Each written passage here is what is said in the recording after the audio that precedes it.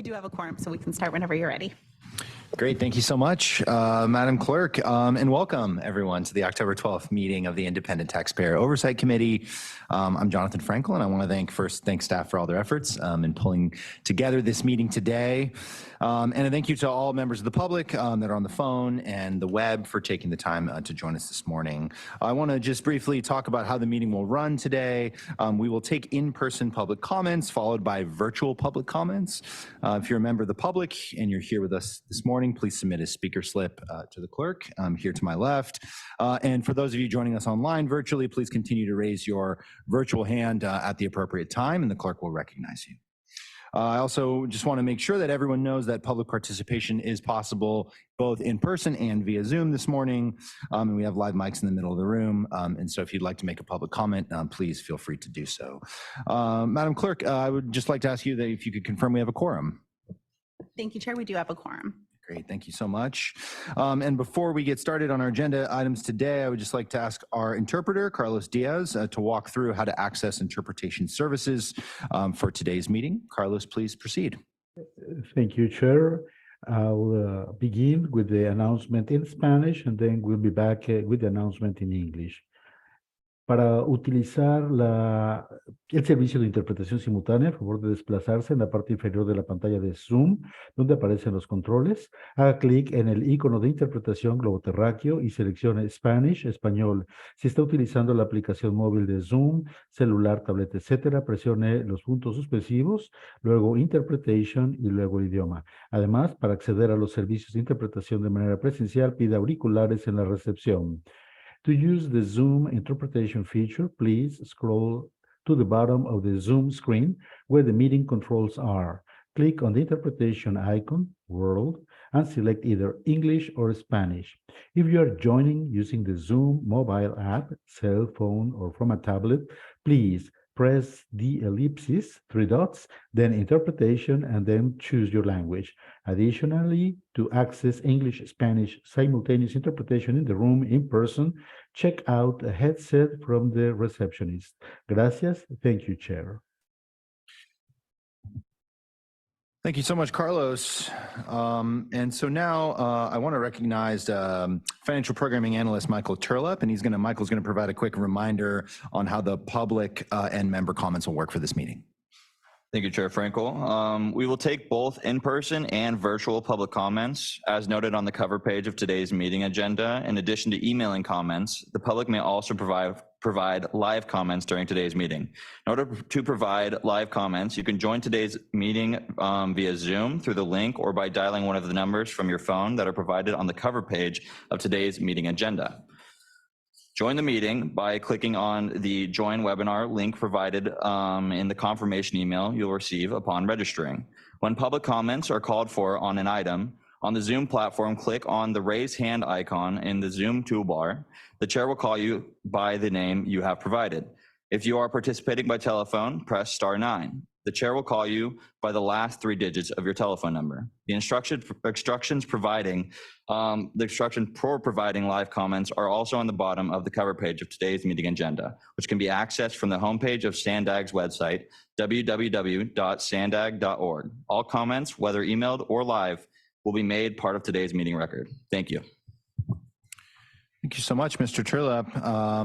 Okay, we are going to move on to our agenda items this morning. The first item number 1, is public comments, communications, and member comments. And this is an opportunity for any member of the public to address the committee on an item not on today's agenda. We will limit this to potentially 5 public speakers. Madam Clerk, do I have any public comments on this agenda item? Thank you, Chair. We do have one member of the public who'd like to speak on this item. Tim Bylish, you can go ahead and step up to the podium when you're ready. Good morning, committee. Thank you for allowing public comments today. My name is Tim Bylash. I am in Mid-County Coastal Del Mar area and would like to make a general comment to remind us that really, if you look at it, the #1 issue is climate, weather. And a lot of the economic issues are going to be stemming from that for mitigation over time. And so a little forethought about the future rather than just how things are now to try to make that visible It will drive our economic, our war issues, famine. It will drive migration. And if people think that the border issues are problems now, just wait till the forests don't grow anything anymore. So I would just urge each of the committees in SANDAG to keep in mind how their particular tasks relate to the need to mitigate climate. It's already too late. And so we're going to have to find ways to fix it, not just to prevent it from happening, in my opinion. And if I could just mention a comment, it really would be more about 8, but in the interest of time, if it's allowable, I listen to AM radio sometimes when I'm driving in my car. Some of the people that don't have satellite radio or other things, short ads or discussions, 30-minute spots with an operator number people can call or look online, maybe one way to encourage discussion, reaching more people that don't have the technology yet to be on the internet. So I appreciate you taking my comments and I applaud your efforts. Thank you so much, Dr. Bailash. We appreciate you being here. Madam Clerk, any other members of the public wish to address the committee on an item not on today's agenda? No, Chair, that concludes the public comments. Thank you. Member comments. Any of our members wish to make any preliminary comments? No, seeing none, we will move on to our item number 2, which is our agency report from Mr. Dujon. Mr. Dujon, welcome. Great, thank you, Chair Frankel. Good morning, committee members. Good to see you all today. So I'll start my report by sharing the latest about the 2021 regional plan. As you may know, at the September 23rd Board of Directors meeting, the SANDAG team presented a few options to the board to remove the RUC, or the road usage charge, from the regional plan. The board decided to move forward with the option to amend the 2021 regional plan and to remove the road usage charge. With that said, we are continuing our hard work at SANDAG to improve the lives of our residents through implementation of the rest of the 2021 regional plan. In fact, last week we celebrated Rideshare Week. We encouraged everyone in the region to take the pledge and participate by sharing the ride through alternative modes of transportation. Last Wednesday, we celebrated Free Ride Day with MTS and NCTD, which also coincided with the California Clean Air Day. These opportunities are moving our region forward by encouraging our communities to take advantage of different transportation options like biking, carpooling, and especially giving transit a try. Last Sunday on October 9th, we closed out our Rideshare Week with the SANDAG Community Fair at Rocco Park to highlight the projects and programs SANDAG is delivering throughout the San Diego region. We had a great turnout, hosted 2 community bike rides, held tech demonstrations, had fun activities for the whole family. In fact, I took my 2 young daughters, and I think for the first time they understood what SANDAG is and what we do here. We also held the Request for Innovative Concepts showcase at the event. As you may recall, last November, we released what we called the Request for Innovative Concepts, where we asked the private sector to propose their ideas for innovative transportation options. 3 concepts were chosen to move forward to partner with SANDAG to develop these technologies. And for the first time, the finalists presented their transportation proposals before the community and the fair. This was another successful SANDAG event, and we thankful to all our partners who helped us bring it together and encourage people across the region to get involved with SANDAG. In other news, as you're probably aware, our neighbors to the north at the Orange County Transportation Authority suspended their rail service from South Orange County to Oceanside a couple of weeks ago. At Cotton Point in San Clemente, the road merges from 2 tracks to a single track and runs along the edge of the coastline. Due to geological instability, they've been forced to suspend Amtrak's Pacific Surfline and Metrolink service until experts assure them that the tracks can be crossed safely. This is similar to Del Mar, where we already experienced bluff failures and have been working tirelessly to remedy them. This is why SANDAG has prioritized the work to relocate the tracks in Del Mar inland and away from the bluffs.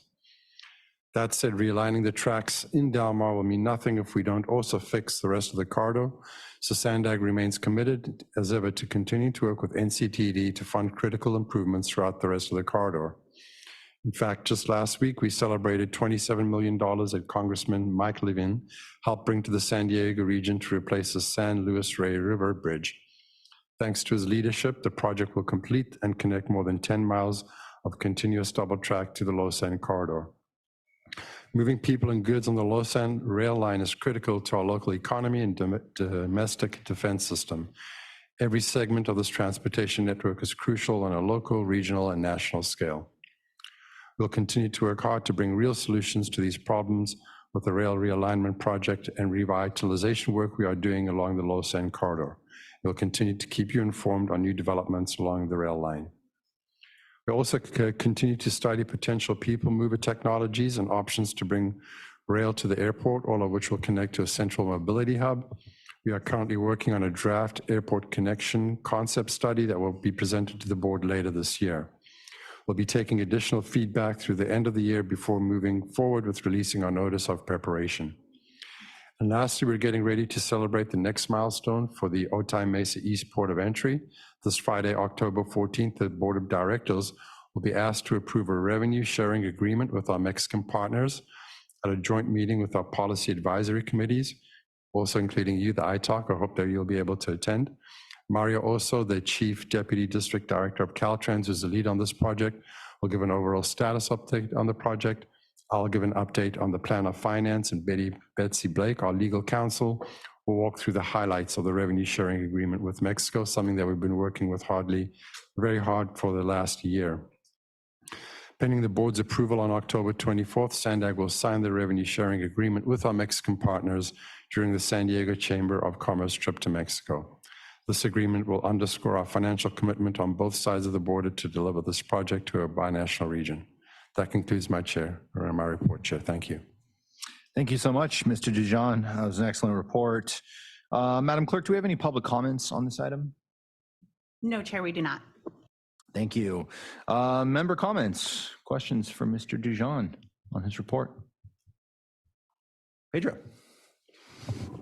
Andre, congratulations on all the hard work that you all are doing on Otay Mesa East. I mean, it's been a labor of love for give or take 20 years. I remember when we got the presidential permit way back in the day, and I kid Mario that it took him longer than the time that the presidential permit, it expired. So he had to renew it and get a new one.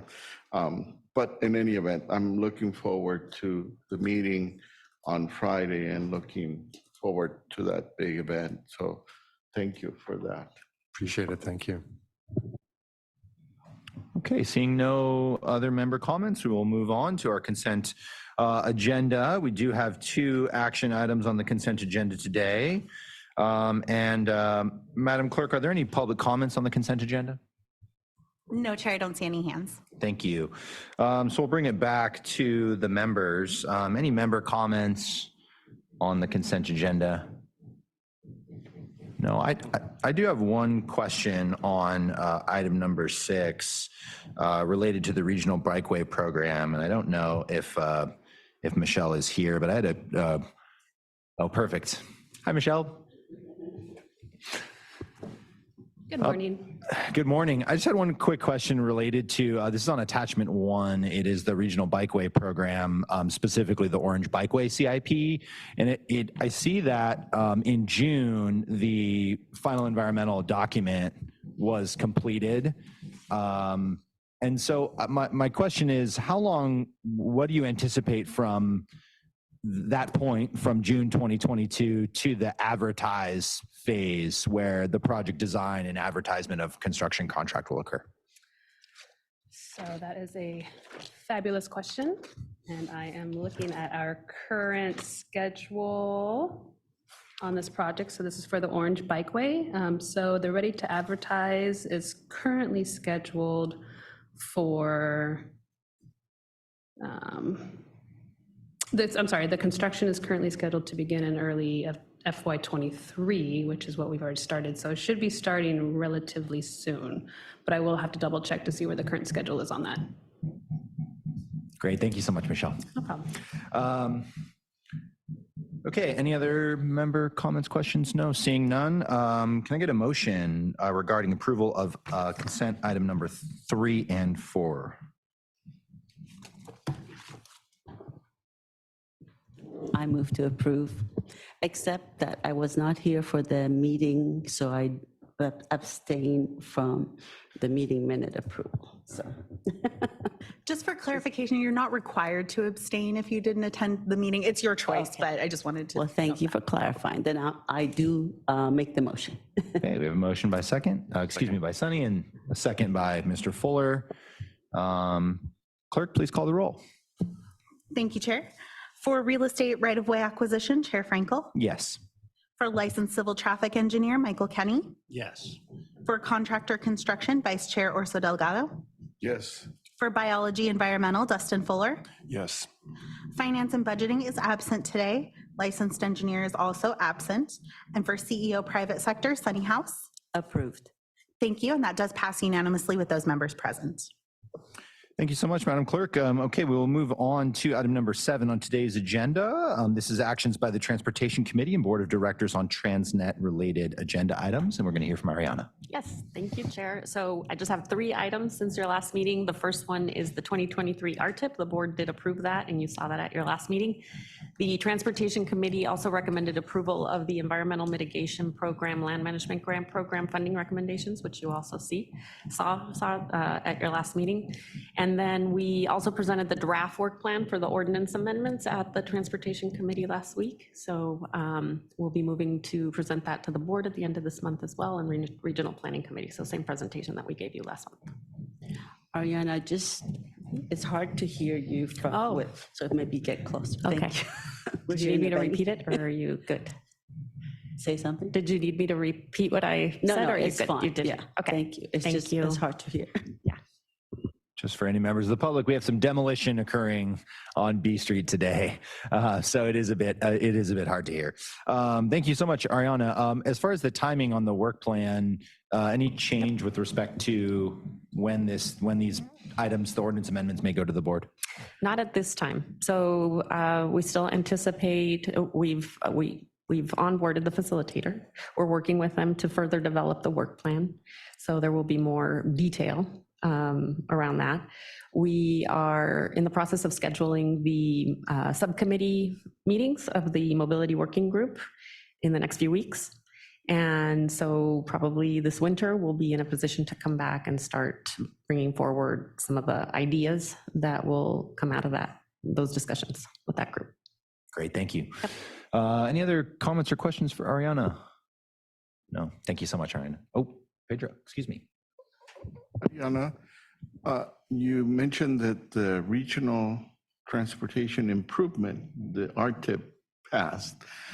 What impact, if any, will there be to it because of the regional transportation plan amendment that's going to be done?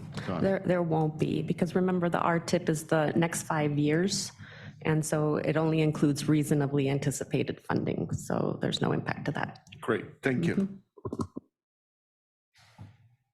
Okay, any other final comments on Ariana's report? No, seeing none. Thank you so much, Ariana. We will move on to item number 8, which is ITAC meetings, enhancing communication practices.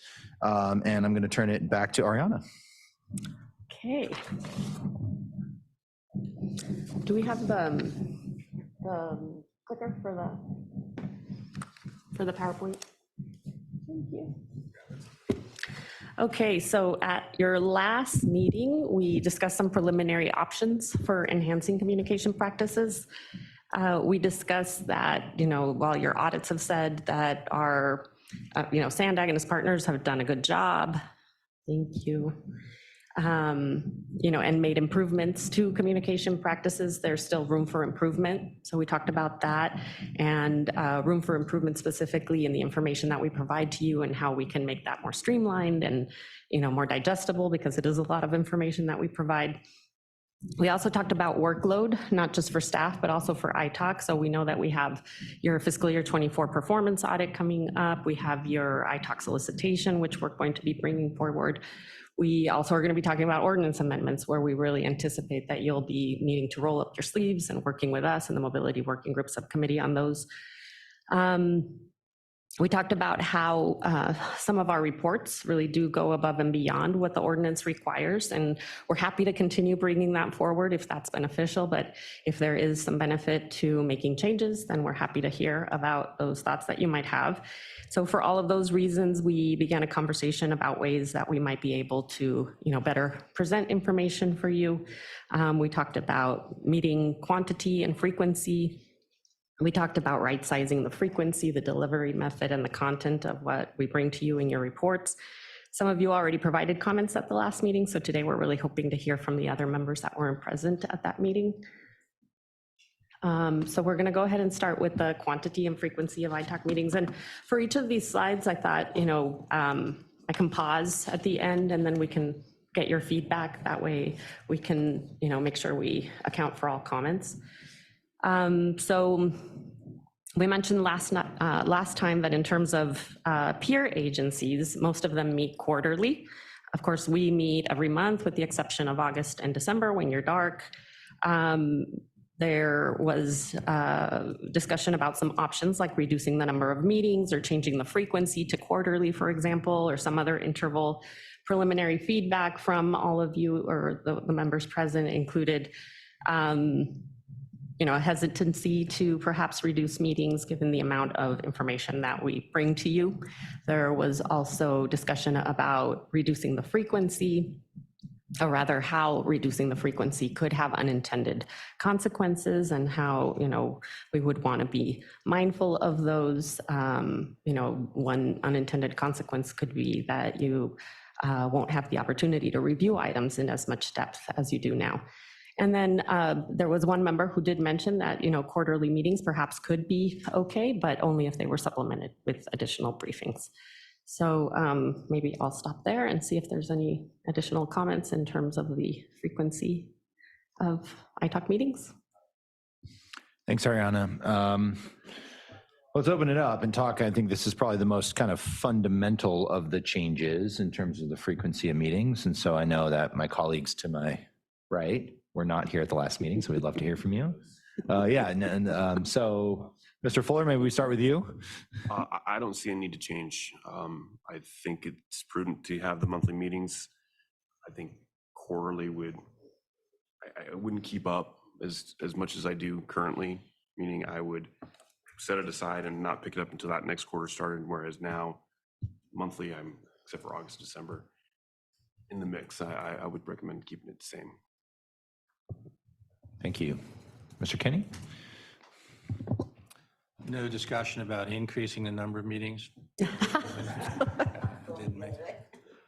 I'm hesitant to reduce the number of meetings. I wouldn't be opposed to it if there's some administrative value to it, but I wouldn't be advocating for that.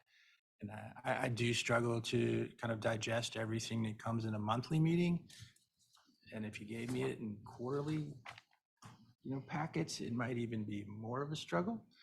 So there's that to consider. And I believe we've had one or two issues that were rushed to us to get on another committee's calendar, and that might be problematic too. But that being said, quarterly meetings would be fine by me if there was, there's some real advocacy for it on behalf of the committee or staff, but I wouldn't necessarily be advocating for it myself. I agree with my colleagues here. I think monthly meetings, except for December and August, actually helps the members, the ITAC members, more engaged, stay engaged, and be on top of topics. And it also helps the members of the public. Remember, we're doing this also as oversight on behalf of taxpayers. So providing more frequent information on a monthly basis, I think helps the purpose of ITAC. So I would be against going quarterly. So. Thank you, Ms. House. Pedro, any further thoughts? I know we just did discuss this at the last meeting. No, I wholeheartedly agree with the frequency that we currently have, and I would be very hesitant to reduce that.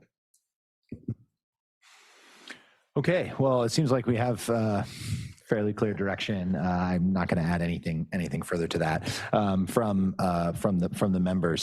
So Ariana, perhaps we can go to the next topic. Yeah, that was an easy one. Okay, so the next one has to do with the quantity of subcommittees. So we discussed this and we talked about how up until a few years ago, the subcommittees that we did have were mainly focused on like what the ordinance required. So when you put together your performance audit scope or your fiscal audit scope, you need a subcommittee to kind of develop that and then bring it forward because the ITOC does have to approve that. So we talked about how those were mainly related to your audits and there were only a few and now we have 10 subcommittees. That translates into about 9 hours for staff and ITOC member staff hours or hours rather combined per subcommittee meeting. Some of the options that we discussed included retiring subcommittees when the objectives have been met. We talked about eliminating some of those subcommittees that were implemented recently, such as the annual report. There was discussion about how this last year's annual report was really in good shape, and so maybe we don't need a subcommittee at this point. Then we also talked about the safety subcommittee and how the board, based on your work, has now adopted a Vision Zero, and so maybe there's no need for that safety subcommittee going forward. Some of the feedback that we got included keeping subcommittees like the state of the commute, which again ties back to the ordinance, the audit scope development, fiscal audit scope, the ones that we just talked about, and then retiring the annual report and the safety subcommittees. There was a member that proposed eliminating all subcommittees and then only bringing them back as necessary. And then there was also discussion about having the chair and vice chair work on the ITOC goals instead of having a separate subcommittee for that. So those were the comments that we received. Happy to hear additional feedback. Thank you, Ariana. So staff put together a helpful table for us in attachment 2 on this agenda item, which basically outlines options for consideration. So I want to be specific and clear with staff about some of these potential options. So you see the preliminary feedback that we have, and we can talk kind of at that high level as well, but there are the middle column here, options for consideration, suggests the subcommittees that could be retired. So if we are comfortable providing that direction as to which of these suggestions we agree with in these subcommittees, I think that would be helpful to staff. So why don't we start with working through the preliminary feedback, which is first what we discussed last time was keeping the state of the commute performance audit and fiscal audit. I think there's probably concurrence on that. Seeing a lot of head nodding. Maybe we don't need to discuss that and we can just move on then to item 2. And I believe it was Pedro who mentioned the concept, our rabble-rouser here, suggesting the elimination of all subcommittees. So Pedro, I don't know if you want to discuss it further. I think it's worth talking about. The only intent for doing that is that sometimes a lot of the committees and subcommittees tend to gain a life of their own for no apparent reason as to just to continue. And from my point being, sometimes it's easier to eliminate all of them instead of trying to justify them. And then when the need arises, have a discussion about it instead of trying to validate every subcommittee that we have, just kill all of them and we'll start anew. And I know it's radical. Other comments, Sunny? Yes. So first of all, I think we got to discuss what's the purpose of a subcommittee. We as ITOC cannot meet off the public forum to be able to maybe discuss ideas, provide direction. So that's why we develop a subcommittee to help at least create some ideas to bring to the committee. So there's a good reason why some subcommittees have to be formed.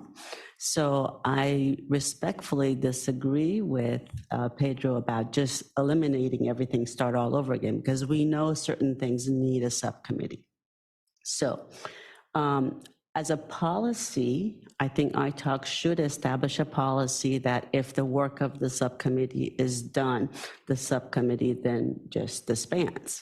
That just makes logical sense to be able to do that. So I think there are some subcommittees here that should be disbanded because the work is done. And that includes, to me, the triennial performance audit, RFP and implementation.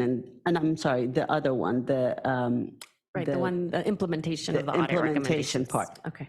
And the reason we had established that, that was during my term, because I was not seeing 2018 anything happening. So it provided a little bit more focus and emphasis on getting that done. And it looks like that's well underway. And you are going to bring reports to update us on probably a semi-annual basis. So I think that can go away. I agree that the ITALK goal is really the responsibility of the chair and co-chair and vice chair. And that's what we did last time. We really didn't have a subcommittee. We basically got together and established those goals. And I do like the fact that, Jonathan, thank you, you're continuing that tradition of setting up these goals. I think is helpful for us to have that. So that really is not a subcommittee. It can go away as well. I'm kind of going through the list here since I have the forum. The the annual report. I watched the last meeting, I saw the discussions, and to me, again, the annual report is really is the whole committee to look at it. We don't really need a subcommittee to review in advance before ITALK reviews. I do suggest that the chair be involved in the process. We don't need a subcommittee, but the chair, from experience, gets to write the letter up front and can, on behalf of the committee review, maybe provide some feedback in advance. But I don't think we need a subcommittee there. And I do agree that the regional safety can go away as well because the goal was accomplished. So per policy, if we establish that, then we basically disband that committee as well, subcommittee as well. So. Thank you so much, Sunny. So I think in summary, a lot of really helpful feedback there, which is one, the kind of implementation working group. If the trial and performance audit, maybe we can eliminate those, perhaps as well as the ITALK goals, the annual report, and the regional safety subcommittee as well.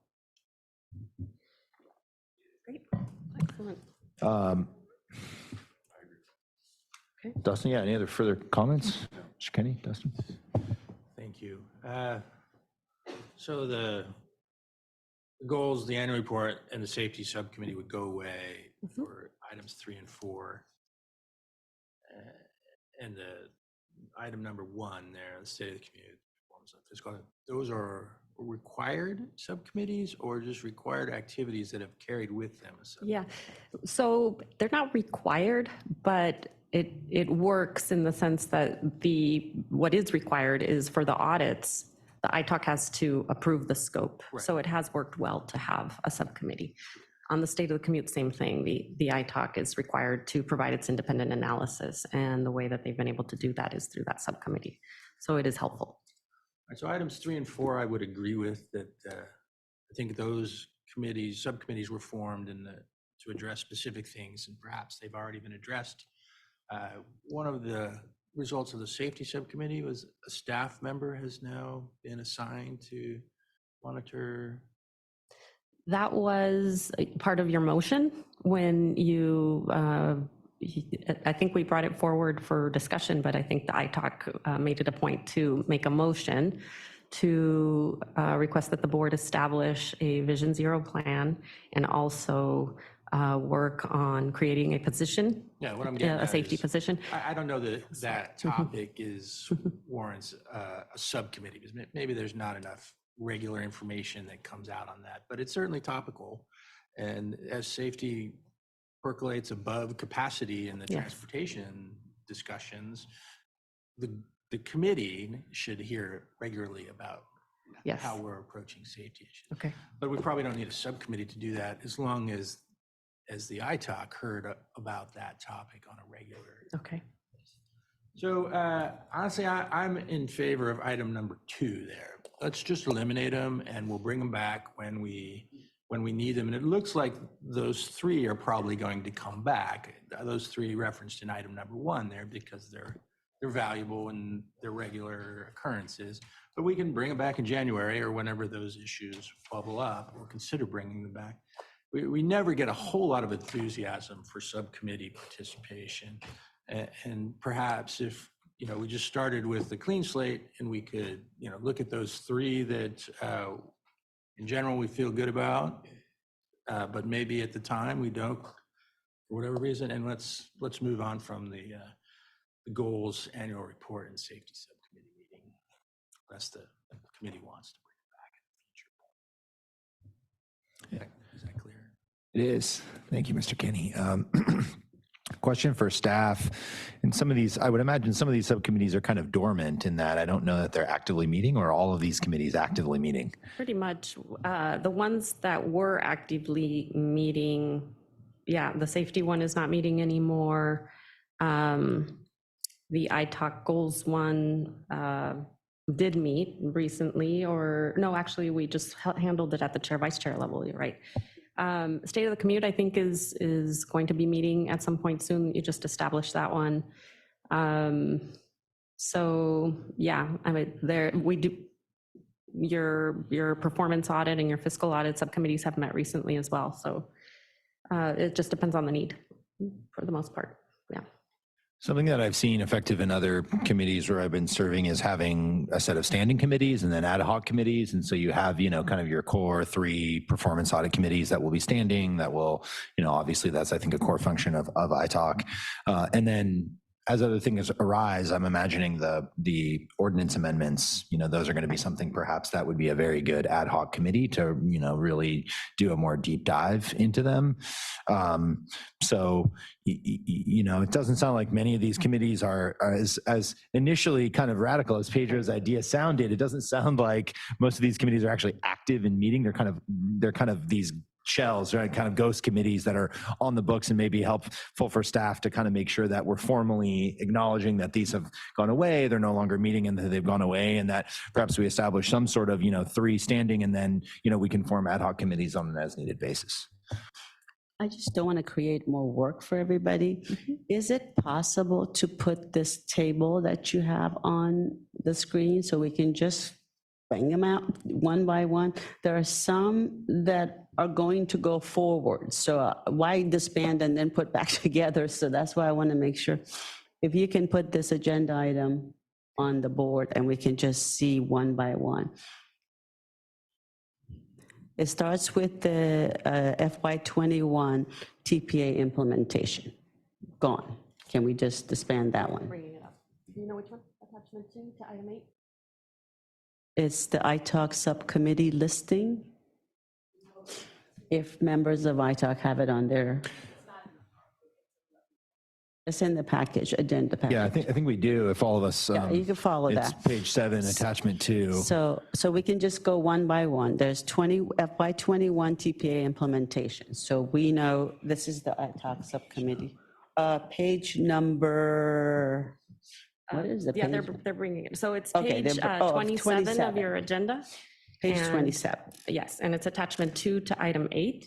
And the very first subcommittee is the FY21 TPA implementation. And I think what we heard is that you're good with doing away with both audit implementation. Correct. So we'll bring subcommittees. it back to the full Okay. committee when you're ready to report. Okay.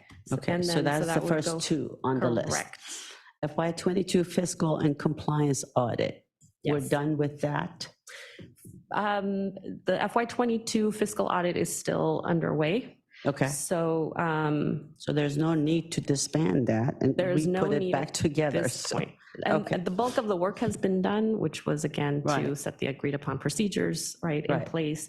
Right. But there may be some follow-up. So per policy, when that's done, then we Yes, can you can get disband that. disbanded. Correctly. Okay, we talked about the state of the commute, FY23. We said that's an important one. We should Yes. maintain that.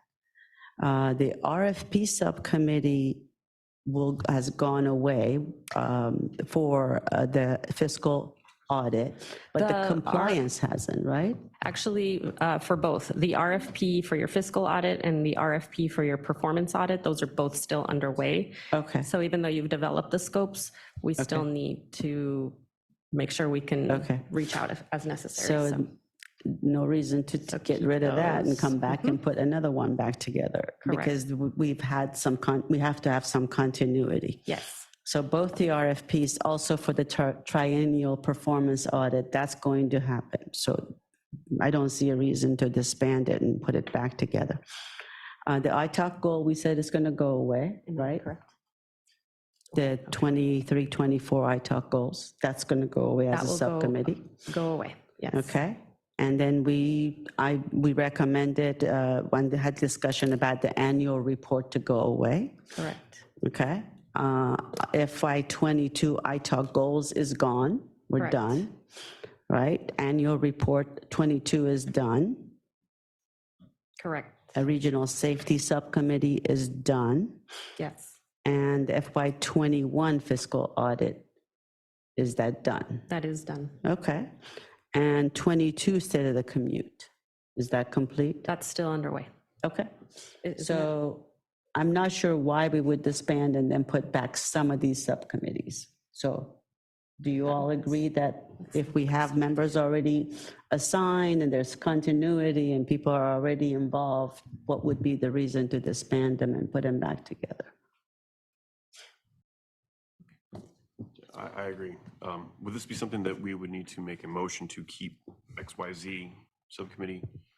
So I think the idea was to gather additional input, come back and kind of with what we heard and say, okay, this is what we're recommending and for your approval, or I mean, it's up to you as to Chair Frankel, however you would like to proceed.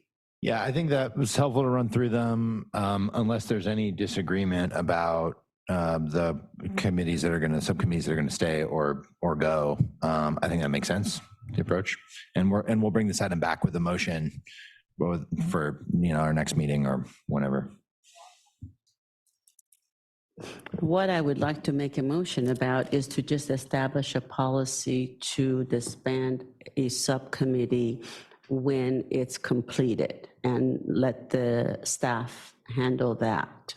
That could be a standing policy for ITAC. We can approve that. So that's my motion. Okay. I think it'll probably be, in terms of the objective or the purpose of the committee being completed, that's probably going to be a case-by-case basis. It's kind of difficult to establish a generalized rule. So, I'm not opposed to the motion. It makes complete sense if the work is concluded that the subcommittee be able to disband. Well, I could amend the motion to say at the discretion of the subcommittee chair and Sandac staff, they can determine when the work of that committee is done. Each subcommittee will have a chair, so they can decide when that work is completed. That makes sense. If I may ask a question.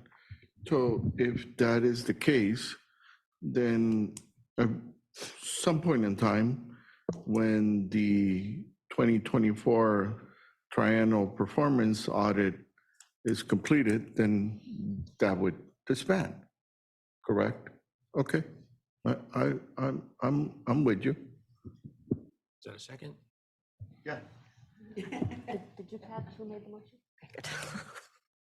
Okay, so we have a motion by Sunny with respect to disbandment and with the caveat related to the discretion of the chair of the subcommittee, and a second by Pedro. Madam Clerk, can you please call the roll? Thank you. For real estate right-of-way acquisition, Chair Frankel. Yes. For licensed civil traffic engineer, Michael Kenny. Yes. For contractor construction, Vice Chair Orso Delgado. Yes. For biology environmental, Dustin Fuller. Yes. Finance and budgeting is absent. Licensed engineer is also absent. For CEO private sector, Sunny House. Yes. Thank you. And that item passes unanimously with those members present. Can we put the PowerPoint back up, please? So we still have more for you. Okay. But at least we got the subcommittees out of the way, so that's good. Thank you.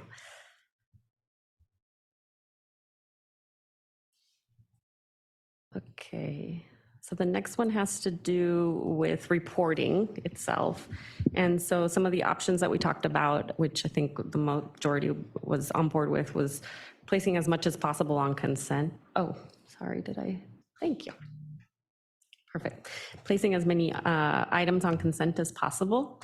But there are other reports that are required by the ordinance that we bring forward that we could still streamline, but may require a little bit more noodling.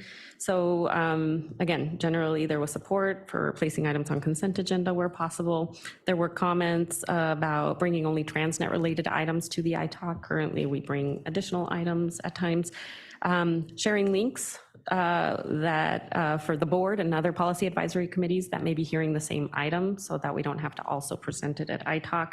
That was another idea.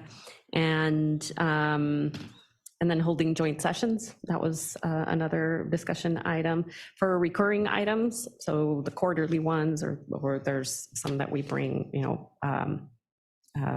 twice a year, for example, that we might be able to bring those less frequently if there's no issues to report out or there's no actions to be taken.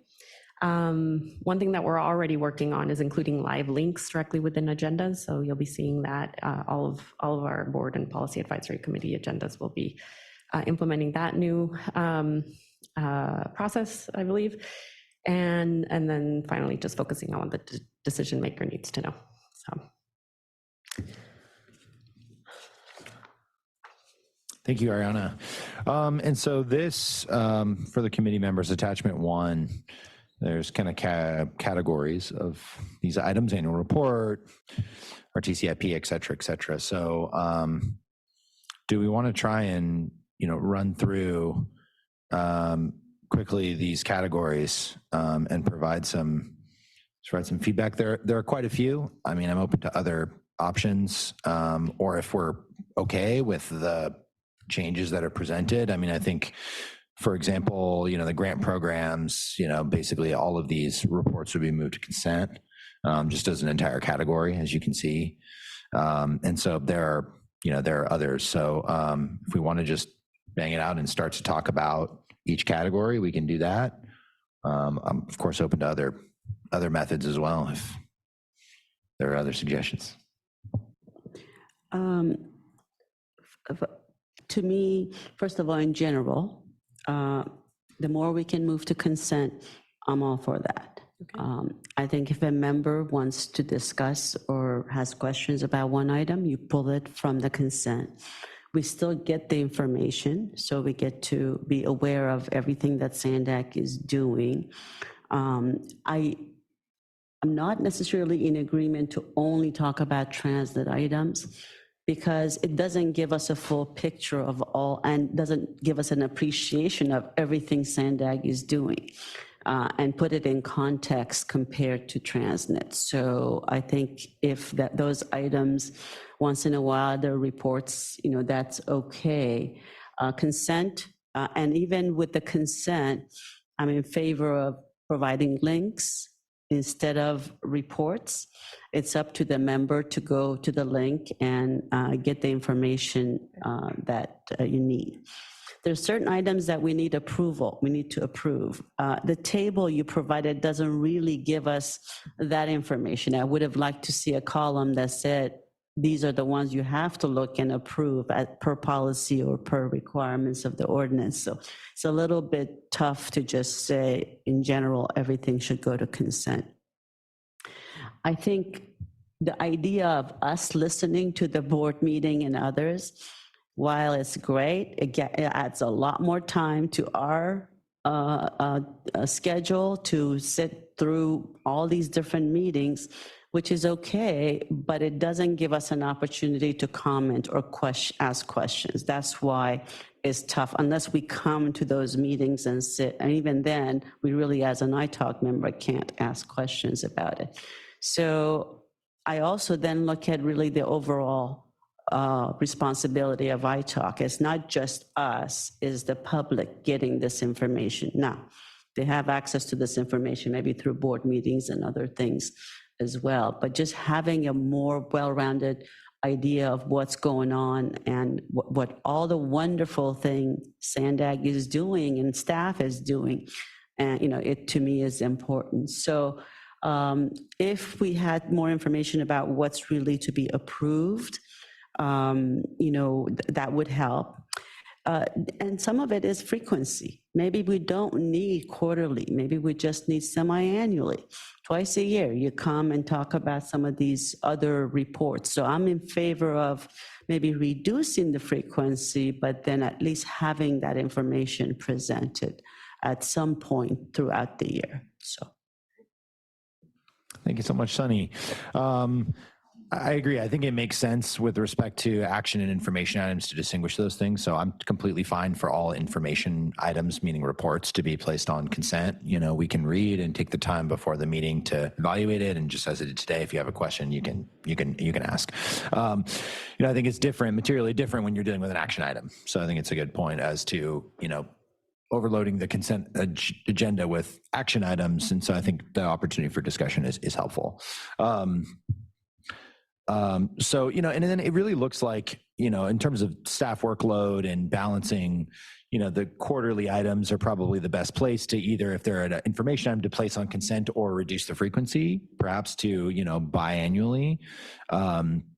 So, it looks like most of those, there are a lot of just annual items, and I don't know that creates a ton of workload challenge for staff on an annual item, but, I think focusing on those quarterly items and maybe reducing the frequency of those would be helpful. Okay. As I look through this, all the information is still going to be presented to us in some way, shape, or form. So I'm okay with how this table is set up and the recommendations, with consent agenda, email, and/or website. And puts the onus on me to look for it, find it.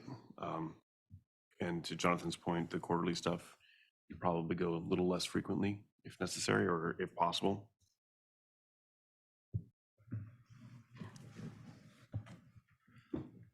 I had a question about number 4. Can you explain how the joint meeting might work?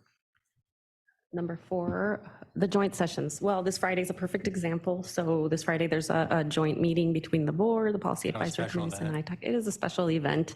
So we can't always make that happen. It does require, right, there's space limitations and things like that. But there could be other opportunities where we can look to see if we can take advantage of those. Well, the opening of the trolley line and the border project, those are one-offs. Those are unique. Yeah. I'd encourage those. Those are great. Okay. But a joint session once a year, I think that would be fun. You can't really do it more than that if it's a meeting to discuss. Yeah, I think this was Stuart Halpern's idea, if I remember correctly. That makes sense. I'm not quite sure how a joint session would work outside of a shoveling event, but if there was one of those a year, that would be interesting. And the consent thing is just still a struggle for me. I understand that we can approve or recommend any item that comes before us. And if we have items that we can approve, recommend, or receive and file, take as information only items, put them on consent. Anything that requires an action or a recommendation, please don't put that on consent. That is consistent with how other public meetings I participate in are run. And it's a struggle for me to see an action item on consent, knowing to take action, you got to pull it from consent. So Yeah. And maybe I've just never made myself clear on that. Yeah, But you can put whatever you like on the consent, but if you need me to vote on it, don't put it on the consent. At this point, even this is a conversation, or rather, this is something that's also happening for policy advisory committees, other ones, and the board, and they are shifting to put more items on consent because the agendas are so long these days. Even items that require approval, fiscal items, and otherwise. So we're not unique in the sense that we do place items on consent, but I totally understand that it is, if we're asking for an action that, where possible, if we can put it under reports. Item on consent that cannot move forward on a consent calendar. Yeah. Is what? Right. Right. Okay, we'll do the best you can. Yes, absolutely, we'll do. If I could address the joint session, I think once in a while having it is okay, but we are an independent oversight committee. So combining our activities with the board, to me, is not very independent. So we have to be careful on how we address those types of meetings. So just a cautionary warning. Thank you, Sunny. Pedro, anything further on this? Yeah, the only thing that I would say is a couple of things. One, if it comes down to prioritizing our meetings and what's important, let's take the overriding consideration of what ITAC is supposed to be doing. I mean, we may want information about other programs, other projects that have no TransNet funds or anything along those lines, that's fine. But if it's going to be competing with something that has TransNet dollars or an impact on the TransNet program, then that should have priority. At the point of talking about issues on the consent item, my only concern is that I would hate to have something in the consent agenda, as Michael said, that would require some sort of an action, and it would be buried, for a lack of a better term, in a consent item. I know that we can pull it and stuff like that, but why don't we just have it for a discussion instead of having it in the consent item? If there is something on the consent item that is implying that there is a change, either funding source, either an overrun or an underrun, I would rather not have it on the consent and have it highlighted so that we would know upfront what's coming up on that specific item. And I think those are my thoughts. Thank you, If Pedro. I Yes, could Sunny? add one more comment. It is in here about putting the financial reports on the consent agenda, which is fine, but I think once a year at least or something to hear the status of the economy and what's going on is really helpful. I really enjoy those reports. So we don't want it quarterly, but at least maybe once or twice a year to just know what's going on, because it does impact funding. It does impact the ability to be able to deliver projects and things like that. So it'd just be nice to hear. Those are really good reports. So I think this one we would keep quarterly. I think that's our suggestion, right? you have the report, but the actual presentation, maybe not just once or quarterly. twice. You can Just do the once or report twice a year. quarterly. Gotcha. But just, it'd be nice to hear what's going on. Okay. Yeah, I agree. I think those reports are really, really important so we understand the kind of macroeconomics of what's happening in the markets in vis-a-vis TransNet, funding projections and all that. Chair, if I could just share, those are quarterly market updates just to say, what's going on in the markets. But if there's something specific that we're doing a financial transaction, we would bring that to the committee too. Understood, of course. Okay, so on this, Ariana, I think you've got some good feedback here. Do you feel like you have sufficient direction? Yes, I think so. I think if I think we heard loud and clear, so we can proceed with bringing forward items based on the attachment and what we've heard today, if that works, starting with your next meeting or sometime soon, if that works. Sounds great. Okay, and then I have one more slide. Sorry. It's the last one. This one has to do specifically, just we've talked about reports in general, but specifically the RTIP is kind of its own animal, so to speak. So the RTIP is your Regional Transportation Improvement Program. So currently we bring all TransNet funded projects to you as part of that item. And you see this item almost every month or every other month because we have amendments, and then you also see it every 2 years with a biennial update, which you just saw recently. But the ordinance really only requires us to bring forward cost increases, scope changes, and only on the major corridor projects. So that's the focus that the ordinance requires. Last meeting, members were in support of bringing forward only the major corridor projects consistent with what the ordinance requires. They also discussed bringing a new project listing with the biennial update that would include TransNet usage for all the local agencies.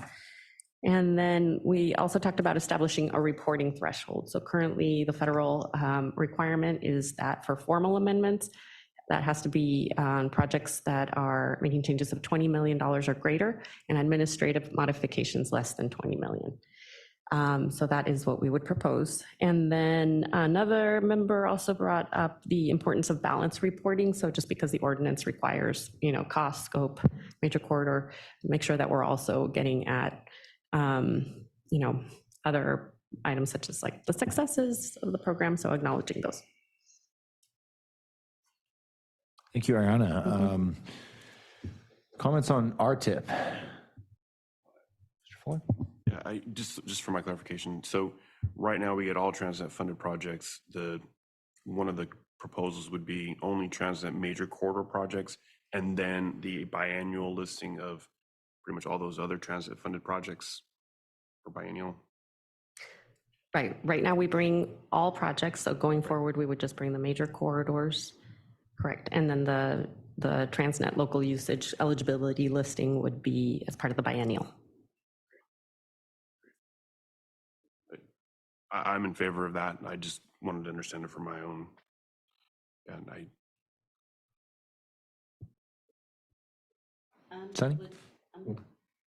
I'm good with number 3, just per requirements of the ordinance. We shouldn't have to expect more than that. And I just want to make sure, biennial, are we talking twice a year or semi-annual?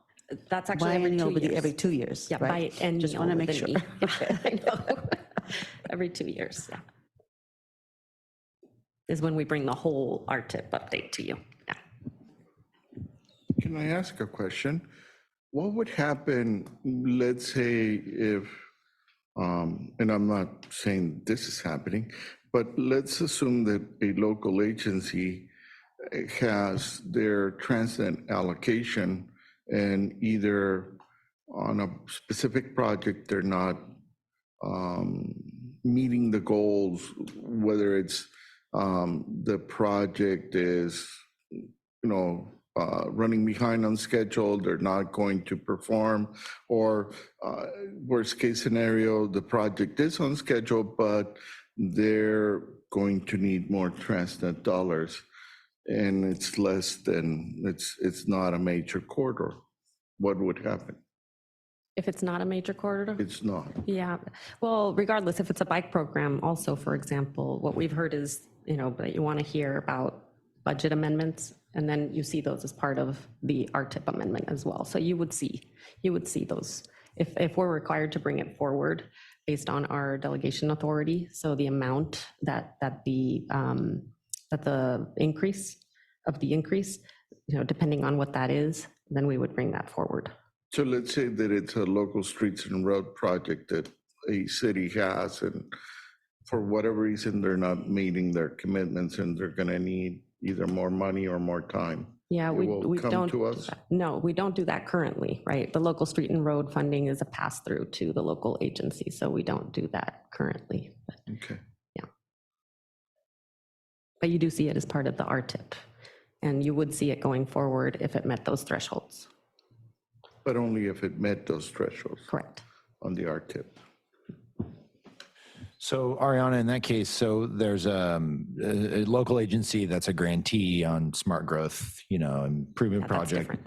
Yeah, so I understand Pedro's question, you're kind of narrowly focused on local streets and roads, Yes. but there are other buckets of money that That's right. TransNet funds. And so in that case, let's say it's a significant but not $20 million, most of our grantees do not receive $20 million plus grants. Right. Most of them are in the, million or even less. I mean, sometimes in the hundreds of thousands. So I guess my concern is that we wouldn't be seeing, if you're a local agency and you're a grantee and you've received $1 million grant, I'm thinking about our presentation more recently from the city of Carlsbad with respect to some of their lagoon, trail projects where it's been delayed several years. we wouldn't necessarily see that then. Actually, you would, because we're still planning on bringing you the grant programs, right? So when there's a significant change, like we said, if there's an issue to report, right, or a request for a recommendation, you would still see those. It's just that if there is no issue with any of the grant programs, we wouldn't necessarily bring it every quarter. We would bring it at some different frequency. Right, so there's some overlap between Yeah, so RTIF it's- projects and yeah, then local our streets, grantees, grants. and so these various buckets of money, it would come to us in kind of another way. Okay, Yeah. thank you. I have no comments. Okay. Ariana, do you feel like you have sufficient feedback on this item? I think we're good on this one, and I think that's it. So we can begin the new approach as soon as your next meeting or soon thereafter, if that works. We really appreciate it. Thank you so much. Thank you, Ariana.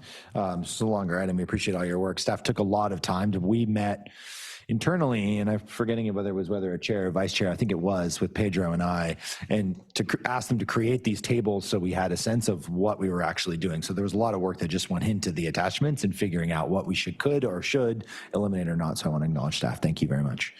Okay, that concludes item number 8, although, yes, that concludes item number 8. And so we will move on to item number 9, which is proposed amendments to the ITAC membership and selection process. And I am going to be presenting this item as chair of the subcommittee. Chair, I'm so sorry. Before we move on to the next item, I just wanted to note for the record that there were no members of the public who wanted to speak on item 8. Thank you. I neglected to call for public speakers. Thank you so much, Madam Clerk. So moving on to item number 9. And so I'm going to be presenting this item. And so this really is a cleanup item. In July, we voted to recommend that the board approves the proposed amendments to the membership and selection process of the ordinance, as you know, to expand the number of members of ITAC, to add 2 additional seats, one an expert in emerging transportation technology and second a transportation user. We also amended some provisions of the selection process as to who can serve on the committee that appoints ITAC members and when that may occur. And so this item, there was an inconsistency between our recommendation and the ordinance as compared to the bylaws. And so Sunny, with her eagle eye, caught some of these inconsistencies. And so now we're bringing this back for a recommendation to make sure that these 2 documents are reconciled and reflect the recommendation of the subcommittee. We have this as part of our attachment and agenda packet, and if recommended, the proposed ordinance amendments will be brought forward to the Board of Directors at a future meeting. So that concludes my presentation on this. And Madam Clerk, do we have any public speakers on this agenda item? No, we do not. Thank you. So I'll bring it back to the committee. Any comments? Sunny. Well, I think we need to, since we did revise this language, we need to probably take a vote to accept and then recommend. I would like to make the motion to accept and recommend this version of the ordinance amendment. And then afterwards, I would like to talk a little bit about timing of presenting this. So that's my motion. Thank you. I'll go ahead and second that motion. Any other discussion on the motion on the floor? Again, it's to ask the Board of Directors to approve the updated draft TransNet extension ordinance proposed by the ITAC. Okay, seeing none, Madam Clerk, please call the roll. Thank you, Chair. For real estate right-of-way acquisition, Chair Frankel. Yes. For licensed civil traffic engineer, Michael Kenny. Yes. For contractor construction, Vice Chair Orso Delgado. Yes. For biology environmental, Dustin Fuller. Yes. Finance budgeting is absent today. Licensed engineer is also absent. For CEO private sector, Sunny House. Yes. Thank you, and that item passes unanimously with those members present. Thank you. Sunny, with respect to schedule, go ahead, please. Yes. So knowing now that the rest of the amendment to TransNet is going to take almost a year, I'm a little concerned about us waiting for that year. There's a lot of effort that went into this, and there were discussions with some current board members and we basically got input from the chair or the former chair. So waiting another year to me is really not prudent. And this is so independent of other things that they are going to be considering. My recommendation is to go ahead and present as is. At least we will have a chance to hopefully either get it approved or hear more feedback. And we will have time, if it does not get approved, to come back. But I see no reason to hold off on this particular amendment because it only has to do with ITAC and not the rest of the ordinance. So. Thank you, Sunny. So I don't know that we have agendized an item today to discuss or take any action on making a recommendation as to whether, I mean, I know we're recommending this. I guess this is kind of a question for staff. I just don't know procedurally where we are in terms of being able to make this. It's a great piece of conversation. I think we should talk about whether we want it to be a standalone amendment and advance that. But would that require a separate item on a future agenda? No, not at ITAC. It would require going to the board twice to hold 2 hearings or waiving the reading of the ordinance. And so we would need to check with the staff that handles the board agenda to see, when they can squeeze us in. If that is something that you would like to move forward on. You had originally discussed bringing everything forward as a package, right? That was when things were going to happen this year, and they're not. So, yes. And the whole complication of the change in, the RTP and how things are. So I think I just don't see a reason. And I don't think we need an agenda item to discuss. This is part of the discussion of when to recommend this to the board. So it's just a matter of timing. It could happen next month or whenever we can get on an agenda. But I really think, and hopefully if this passes and we can get the 2 additional members on board and establish the new policies and procedures, that just helps with the rest of the amendment as well, to be able to have more meaningful, more, educated discussions about the different components of the plan. So the timing might not work. It takes a few months to advertise the position. Well, first we would have to go to the board, right? Yeah. And then we also have to advertise or publish these changes. Go to the board twice. But it's not a year. No, it wouldn't be a year. It wouldn't be a year. But then we would have to advertise the positions and go through that process, which takes about 3 or 4 months. So it might not line up with those 2 new members being able to provide input on the ordinance amendments. But again, I would like to hear from the rest of the members, what would be the reason to wait? So. Any other comments regarding the approach to bundling this with all the other amendments or seeking a standalone ordinance amendment? Well, if we did that, we'd have to present that. Just, from my staff days, going to your city council, your board more than once on an issue is generally deemed as a mistake. You don't kind of take one part of one issue to them 1 month and go back to them. So, and there's no reason why you can't do it. But if we did that, if we wanted to have this considered separately, then one of us should present it and not send staff up there, because it's going to look like we should have done it all at once. And No. we did, so. Yeah, it would be the chair that would go present the items. Isn't that correct? That's correct. Yeah.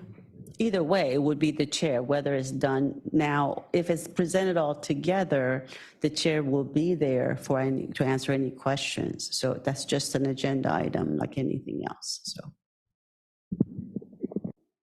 Yeah, the ITAC chair is the spokesperson. So similar to when you have your performance audit results, the chair typically presents those with staff assistance, of course. Yeah, so for me, I think it'd be helpful to compare to understand what the delta is in terms of timing. So if we go as a standalone, this is what your timing is looking like as to when the members would actually be seated. And then perhaps in the context of our other key initiatives like the triennial performance audit or other things that are going on, so we could allow those members to inform what we're doing. So I don't know that I'm prepared to make a, I think staff maybe need some time to, I don't know that I'm prepared to make a decision prior to really understanding what the difference between the two approaches is with respect to timing. What more information would you need so that the staff is prepared to provide that next time? Yeah, as I said, the difference between the two schedules. So what does the timeline look like for a standalone amendment as compared to what the timeline is currently for the bundled amendment? Okay, do we need then to maybe have discussions at the subcommittee level a little bit more to get to some kind of a resolution on this? This is one of those subcommittees that still is going on. We do have a subcommittee to be able to discuss further and maybe bring a recommendation to the ITAC. Yeah, I'm happy. I know I think it's you, myself, and Stuart on the subcommittee. So if we want to talk about it there and bring a recommendation forward as to what the strategy looks like, we can. I think that's perfectly fine. That would be our next step then. A point of clarification: when you're asking for a delta, are you asking for a delta at the time that we have the new committee members seated, or when the change will occur? I think we'll know both. I mean, I want to schedule including kind of all the steps. So, but I think I want to understand ultimately, Pedro, when they'll be seated. So when we would actually be, when we would benefit from their the additional expertise. Excellent. Thank you.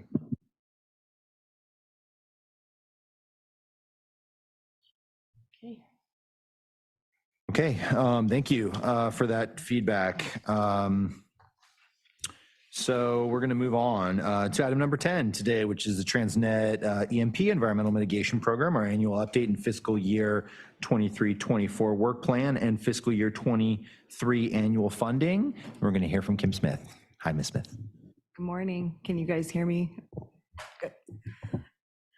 So good morning, everyone. My name is Kim Smith, and I'm a senior regional planner here at Sandag. Today, I will be presenting item number 10 on your agenda, which consists of two parts. First, the annual report on key achievements of the TransNet Environmental Mitigation Program this past year. And then actions necessary to implement regional management and monitoring under the EMP for fiscal years 23-24. Next slide, please. Or is that me? Oh, there we go. So today I'm very excited to highlight the work that has been accomplished under the EMP this past year. The annual status report is attached as a link to item 10, page 36 of your agenda. And in years past, we used to make up these colorful brochures and hand them out to you guys, but we're trying to do things a little bit differently. So this year it's an interactive PDF it's attached to your agenda, and it'll be updated annually. So if we can just move to about, Kendall.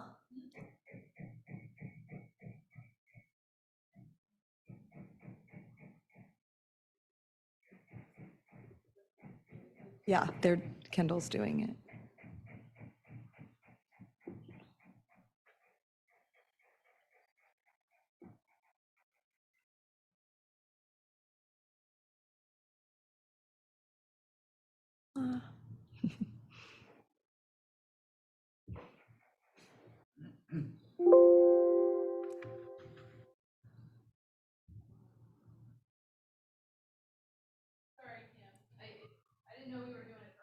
Yeah.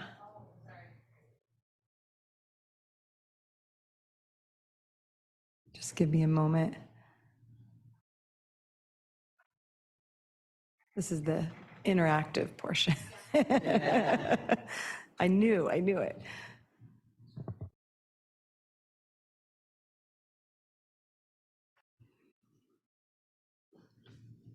Well, I can just kind of start off just to remind everyone that what the TransNet Environmental Mitigation Program does. It provides funding to mitigate habitat impacts from our regional and local transportation projects, and then it also provides funding for regional land management and biological monitoring. And it's done this by acquiring and managing large tracts of lands with native habitats early in advance of our transportation projects that need mitigation.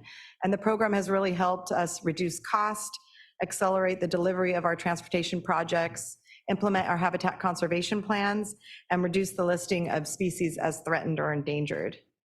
And so to date, there we go. The overview, Kendall? Yeah, perfect. So to date, I'm happy to report that through the EMP and our conservation partners, we've secured or preserved over 9,215 acres of land.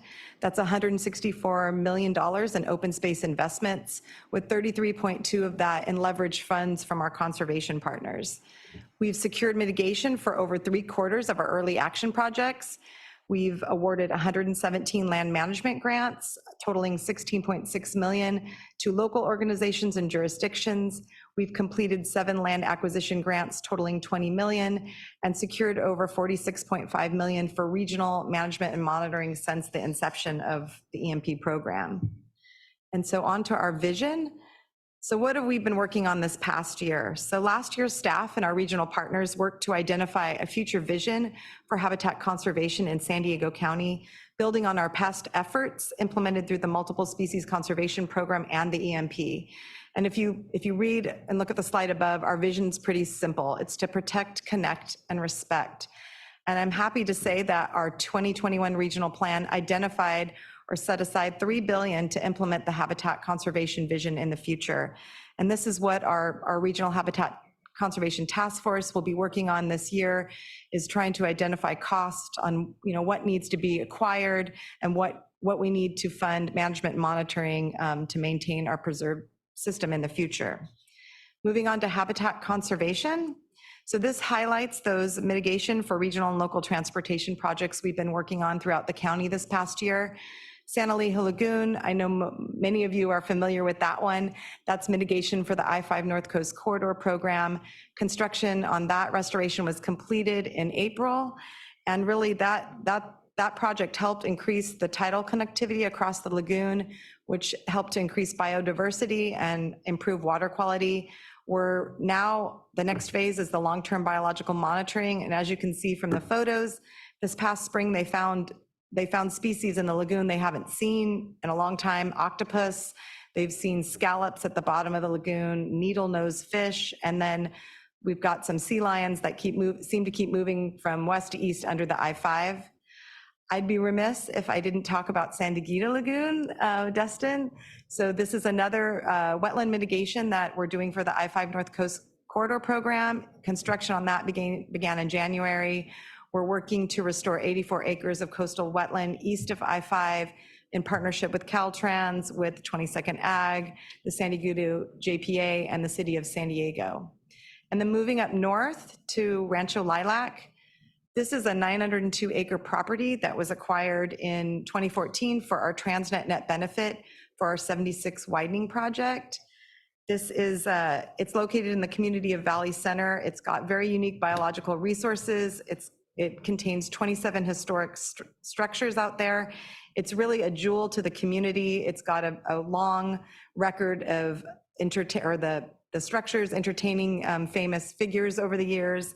And so we just released an RFP beginning of this year to identify the owner and manager in perpetuity, and we hope to award that contract just later this fall. And then finally moving down to South County, Enterprises is the name of this vernal pool mitigation site, and it's great because it served as mitigation for many regional and local transportation projects, one of them or two of them being Midcoast and Poinsettia.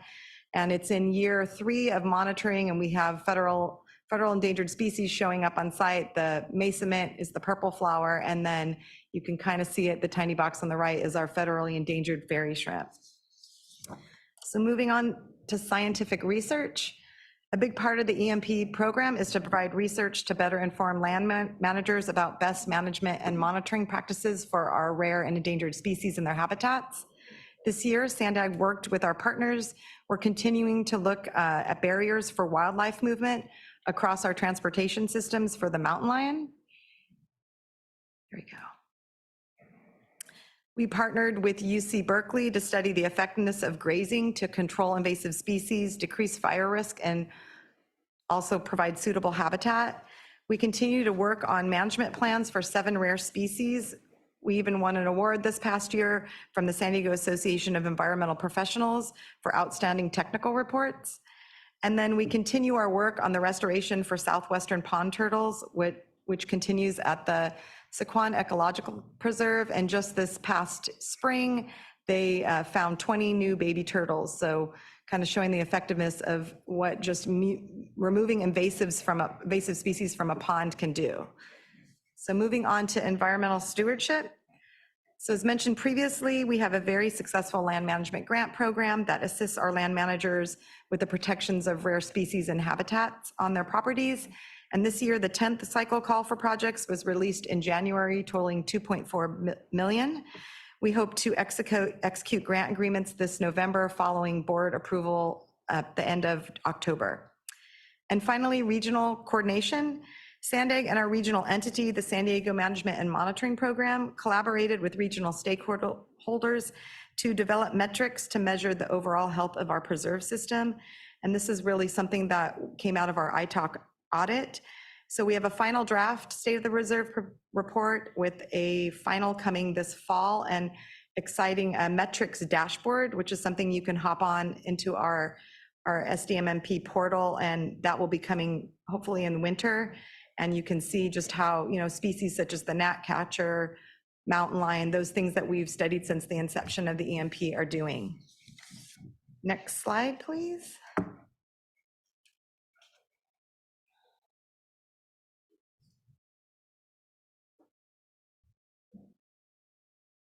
So the next part of this item focuses on funding for the regional management and monitoring provision of the EMP.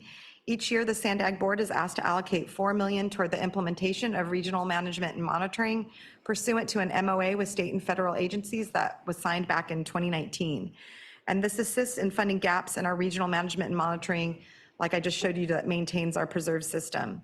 Regional land management and monitoring activities follow objectives and priorities identified in the management strategic plan, and are included in a 2-year work plan that's developed annually by the Regional Habitat Conservation Task Force.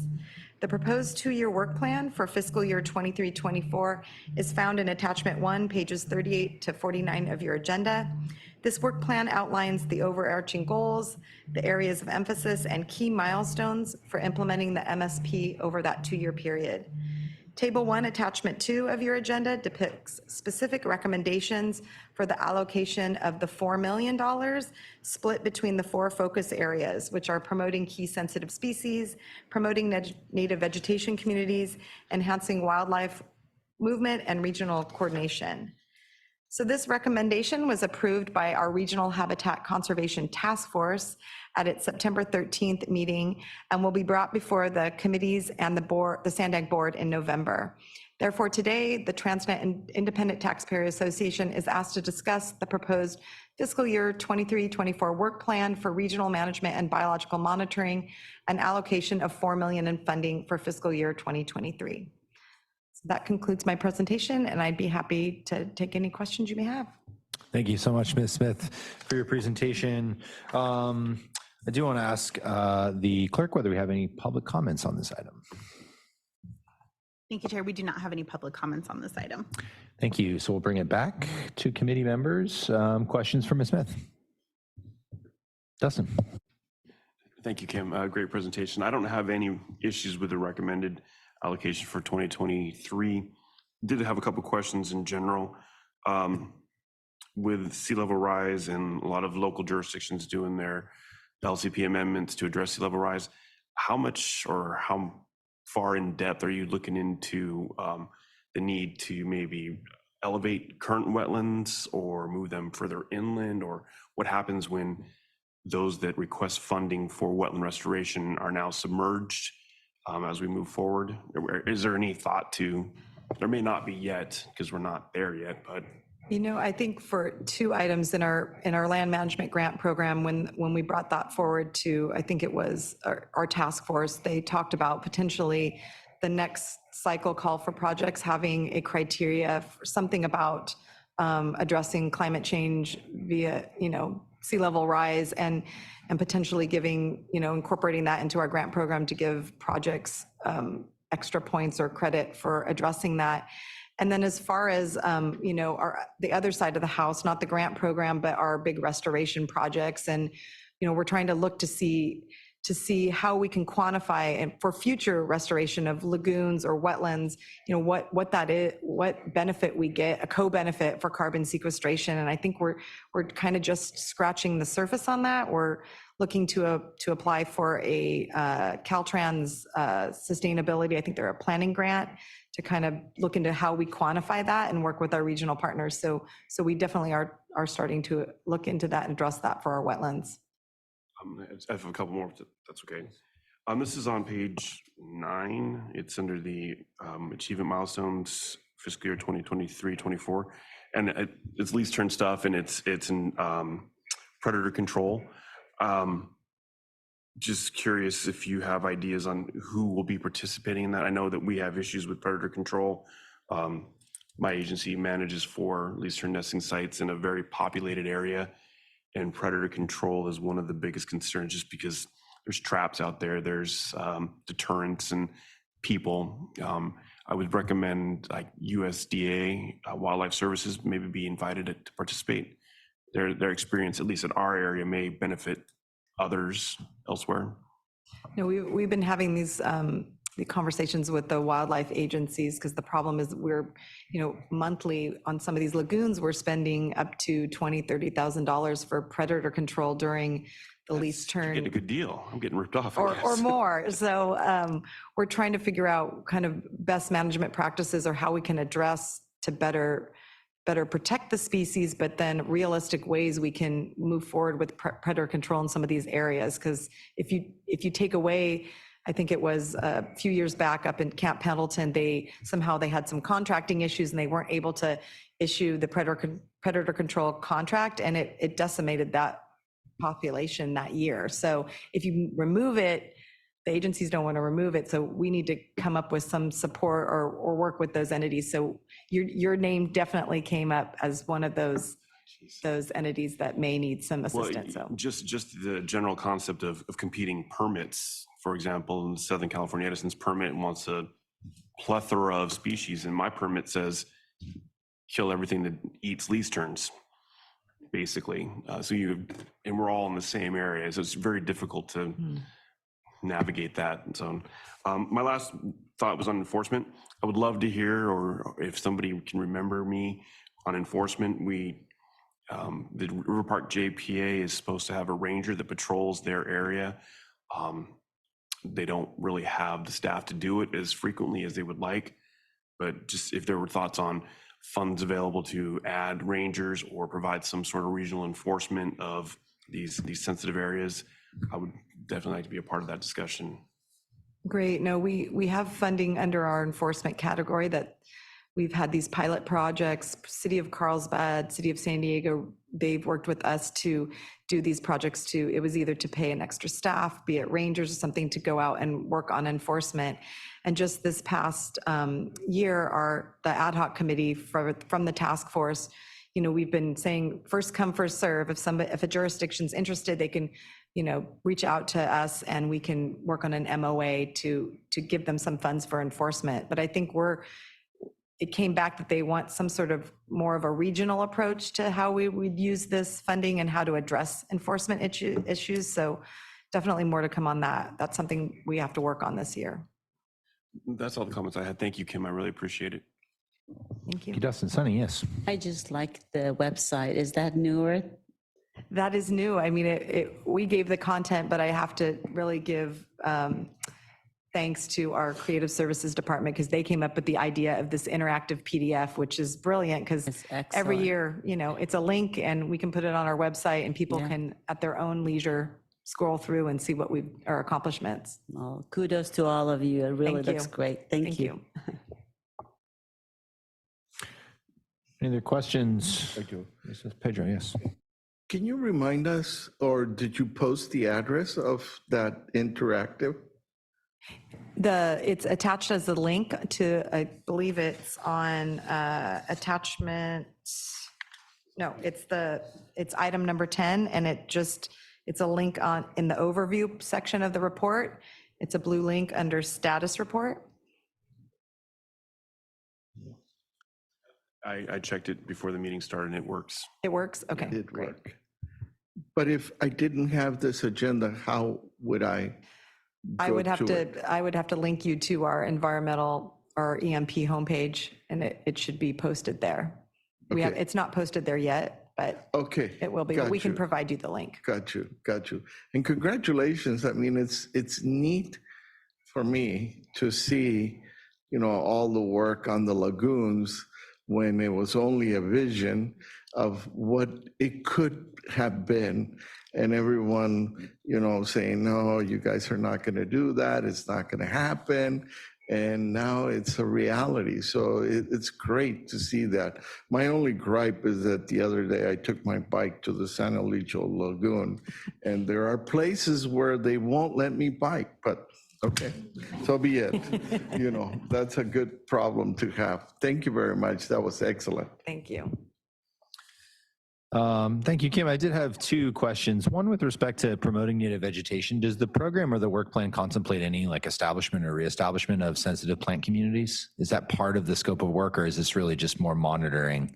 Well, part of it is monitoring, but it also would be encouraging, through our land management grant program, either restoration. We've got some new grants that are going to be awarded through this 10th cycle, where we're actually going to be working with emission trails, where they're going to be doing propagation and planting of the federally endangered San Diego thorn mint. So it does include rare plant species and habitats. That's good to know. Yeah. And as those grant items come forward, I'll be curious to see the kind of performance standards for how we're measuring success with respect to establishment and reestablishment and restoration. And I know that's, in the private sector, it's a hot topic of conversation as we're talking about when we're mitigating, when we're developing, how do we establish performance criteria that's reasonable, and, typically through the secret process. But I'll be interested to see how Sandag, deals with that as well. And then secondly, there are dollars, of course, for GIS support and biologists and staff. I was just curious, how many full-time staff work on this? And it looks like there's existing contracts for this fiscal year. And so is this a contract with a third party, or are these agency staff? How is this program staffed? So we're speaking specifically, that's our San Diego Management and Monitoring Program, and they're staffed through the United States Geological Survey, and we have a 5-year collaborative agreement with them. And so we staff or fund those positions. And then all of the other work that we have listed there, like rare plant surveys, are all different types of contracts we would have with either our environmental on-call consultant or potentially with some of the jurisdictions. So depending on what the type of work is how we determine what type of contract. Thank you. Any other comments, questions, Pedro? The only other comment is that I would encourage more and more of the regional approach in setting up these mitigation banks, because they are a tremendous benefit.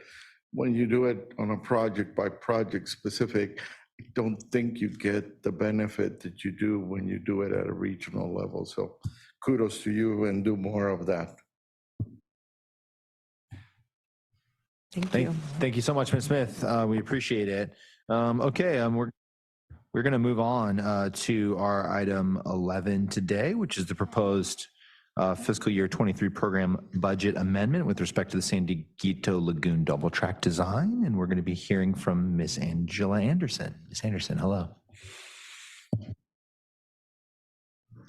Good morning. I'm so glad to see some familiar faces on this panel. Good to see you, Pedro, Sunny, and of course, Dustin. I work closely with Dustin on this project, so I'm sure Dustin is very excited that we are moving along on this project. So next slide, please. So I'm here this morning, and this is an information-only item for the committee. So I'm giving you some background on the project itself, and then the reason why we need a budget amendment for this project.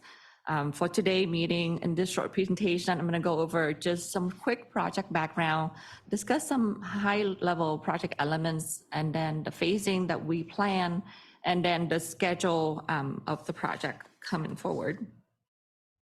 Next, please. So this project history, this is a quick timeline of the project history. Many of you know SANDAC project takes a long time to get to final design. We started this project back in 2010. Between 2010 through 2016, we did several alternative analysis, and we studied the rail alignment, also the location of the platform that's going to be serving the fairground for special events.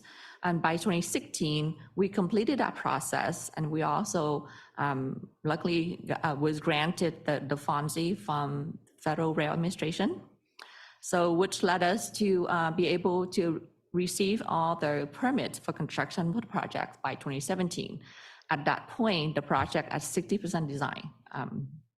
So moving forward in 2018, we got an LPP grant. I believe it's a local partnership program grant from the SB1 to fund the project, advancing the design from 60% design to 100% design. Our commitment was that we have to complete 100% design by late February of 2022. So by early 2020, we completed 90% design of projects, and we had an opportunity to apply for a grant to split the project in phases. So SADC and NCD at that point jointly collaborated and submitted for a TCIP grant to do what we call phase one. I'm gonna talk about phase one in a little bit more detail, a little bit later on in the slide.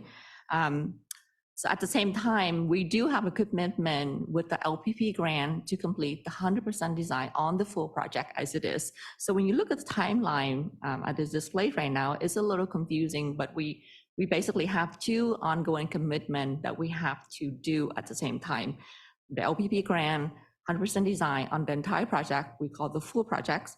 And then the phase one of the projects, we have to, is for, we call the bid ready package, which we're taking the 90% design from the full project, split it out, phase it, and then advance it to the bid ready, and then we're gonna move forward to construction. Along with this grant, North County Transit Districts had committed to provide matching fund for the projects. For that matching fund, NCD is gonna provide Federal Transit Administration funding, a type of FTA funding for us. So we proceeded to advance the phase one design, basically beginning of the fiscal year, July 1st of last year. By August or so, we realized that the law have changed in 2020, where the FRA FONSI no longer valid because the federal lead transfer now has become FTA. FTA had the ability to require us to complete the environmental process again, which at that point, when we met with them in about the fall of 2021, what they want is the project to do was complete the tribal consultation again, complete the shipper process, and then they're gonna agree on the what we call this NEPA CE, the NEPA character exclusion checklist. Now, saying checklist seemed like a 1 or 2 pager thing. It's 30 pages long, and I think Dustin, Sunny, and a few others probably appreciate when we say checklist. It's actually a lot of work. We thought at the time it would take 5 months to complete that process. This is late fall of last year. It actually took us until August this year to complete that process. Some of the reason is because we started the tribal consultation. There are more interest from the local tribe this time. I believe we got 5 to 7 tribe that was interested in monitoring the projects through construction. So we did connect them to what we call the bench program on SANDAC, that they will need to work with the construction management team or a contractor to be part of the monitoring process and the projects when we go into construction. But because of that, FTA was not comfortable. Just the typical process is 30 days, right, for that process. We end up, I believe, 2 months in that tribal consultation process. And then we, there's another 30 days on the SHPO for them to review and approve. And SHPO, just like most public agency or federal agency, they are overwhelmed with work and then dealing with FAP issues because of COVID. FTA thought they should extend that time also to another month. So by the time we're done with all those process, we in August. So luckily, we did got FTA to issue the NEVA CE by the end of August. So we are moving forward with what we call phase one design, going toward the bid ready package by next spring. Now, on that timeline, you see that phase one is in the what we call constructive review process right now. And that is being done by basically a construction manager team. And the reason is delay until now is because SANDAC had to basically secure a new A&E on-call team. The new process requires us to send all the firm information to Caltrans to be audited. That includes auditing of the overhead and all the expenditure the firm is gonna, it's a loaded rate of being charged to SANDAC. That process took almost a year. So we didn't, even though we completed the procurement process, the RFQ process to get CM team on call, but we couldn't execute any task order until that audit was completed. So this is why, even though we completed what we call a 95% design for phase one in November 21, we still undergoing the contractor review at this point going forward. Okay. So what is this project? And, I'm pretty excited about this because this is, I like going to the fair, but I'm not particularly love getting stuck in traffic. So this project, when we have, is essentially, it's gonna build about 2.1 miles of double track to the Lower Sand Corridor. And most of the Lower Sand Corridor is the second busiest intercity rail corridor in the country, which means we are sharing the same alignment with Amtrak, BNSF, Coaster, in the same tracks in this area. Currently, this segment, I don't know, I can't point to it, but this segment is single tracks, and the bridge is over 100 years old. I think our records show that it's like built in 1916 at this point. So the original project that we call the full project, where we committed to complete 100% design, is to increase the low sand by 2.1 mile new double track. We're building a new bridge across the Diego Lagoon, where it's called the bridge replacement. The bridge is going to be actually a lot longer than the current bridge, so that means the lagoon is going to be much healthier, because now we're going to have more flow through in and out of the lagoon. And more importantly, we're also going to put the special event platform at the fairground, and that would serve for any special event from the fairground. And Amtrak and NCD will be running train to that location. Now, the new platform is 1,000 foot long, so that means it can take a lot more people and a lot of cars up the road in the future. The other thing I want to mention is this new bridge. It's going to be approximately 9 feet, up to 9 feet taller than existing right now, and some of it because of the high water, the king tide, and also the sea level rise that we have to account for in the future.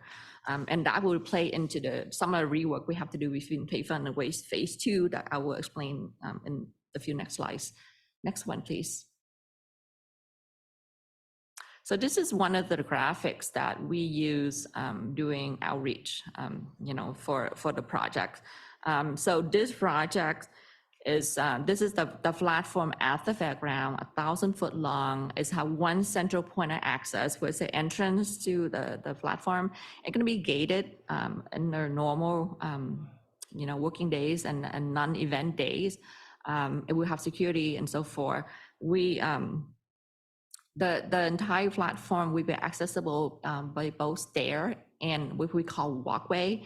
And the reason we call walkway, originally the project design with what we call ramp, right? Anything, so for the engineer geeks in this room, anything beyond 5% slope is typically called ramp. And then anything below that, we can call it walkway. And the RAM will require us to install landing. So Sandags also have an ADA committee that review and advise us on the design to, more friendly to ADA community. One of the recommendations that we comply with was to reduce the slope on the ramps to 5% or less.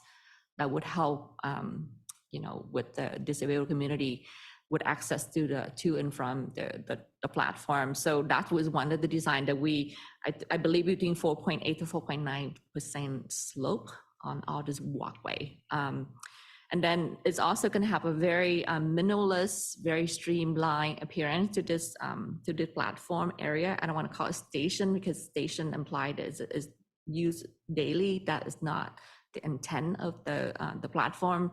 Is for special events. So there's be railing with galvanized or some sort of very easy to clean fabrics.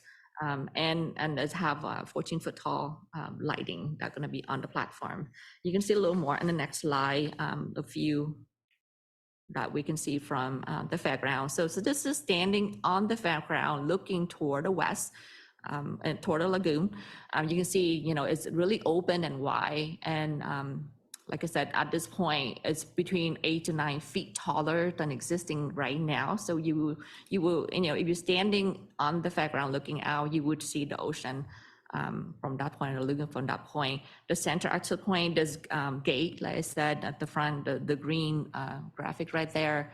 And you can either use stair or walkway to access to and from the ramp. Next one, please. So this is another graphics for the illustration on top for the platform on top.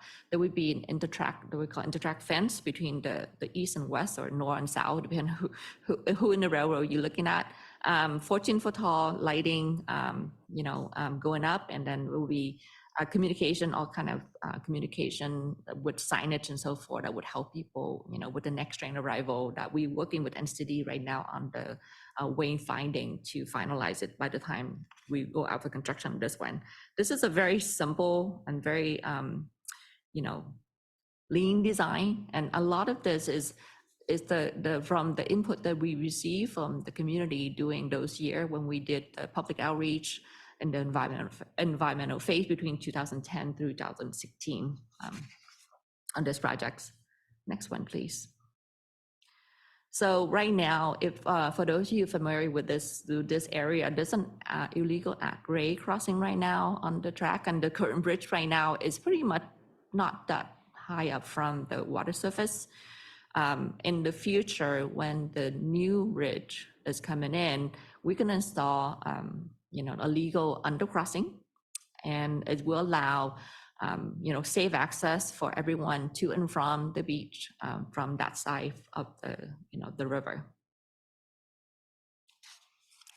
Okay, so this is the phase illustration for the project, and it's going to be a little overlap. So phase one, what we call phase one right now, we are building basically 0.8 mile of new double track that we call the second track, starting south of Solana Beach Coastal Station. And it's going to be ending approximately north of the future bridge abutment. We also going to relocate Stephen Creek. You look on the screen right now, Stephen Creek's, I can't illustrate, but Stephen Creek is that area, that darkened area that between the track, on the east side, on the other side. Where does, no, you in the same area, just go up a little. So that's Stephen Creek right there, and it's going, so if you have your mouse move to the right on your screen, and then it's gonna turn 90 again to get out to the lagoon.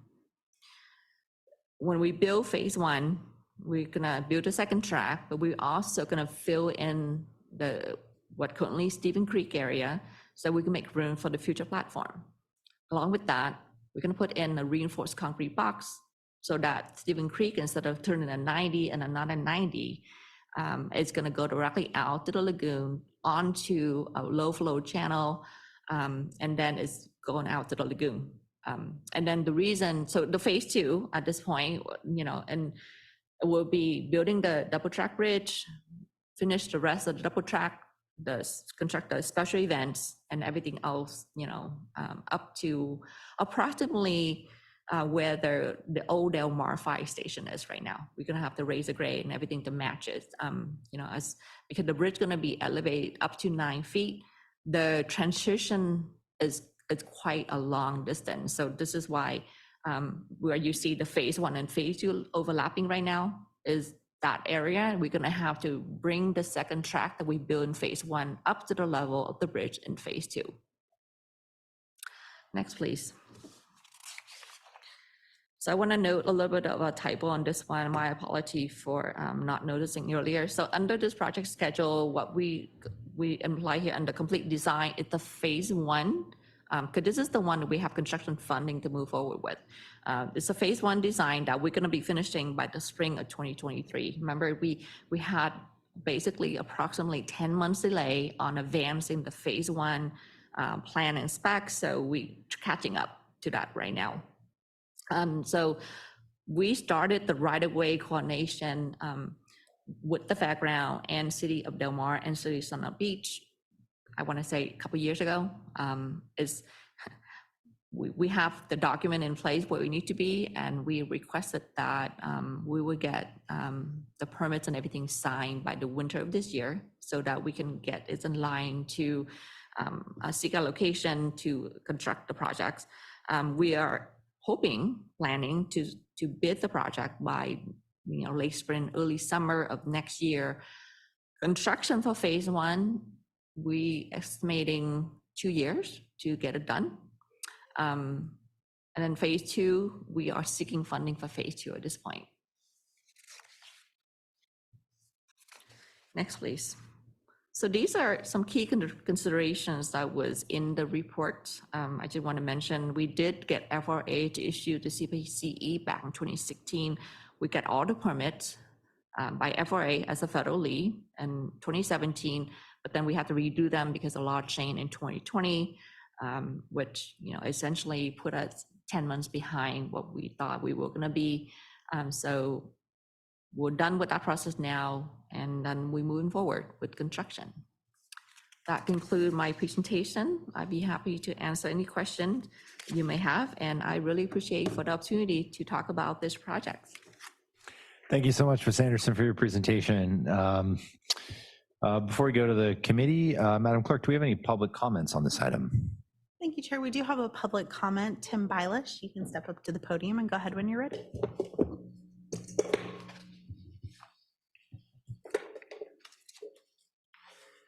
Thank you, committee. Tim Bylash, Mid-County Coastal, I would say. I'm up in Del Mar. I actually live right adjacent to this area. And I might indulge the committee a little bit. I know there's a 3-minute timer. This kind of fuses in with the item 10 maybe. I had intended to make one comment, and you can cut me off at any time and perhaps find some way to put this in. I've been walking in this area most mornings or many mornings. My wife loves to go to that area. Sometimes she goes twice a day. And one thing I just might mention at outset, it's very difficult to visualize this area. I've seen for the mitigation reports, for the double tracking, the cliffs pouring down, the bluffs. It might help to put some north and to identify the coastal areas. The lagoon is quite wide and meandering in some places, and there's a 101 crossing and there's a bridge crossing. And so what I was going to talk about is the area where we live. We come down from the San Diego Hills. I'm close to I-5, and then we cross over jurisdictions into areas that go very quickly to sea level.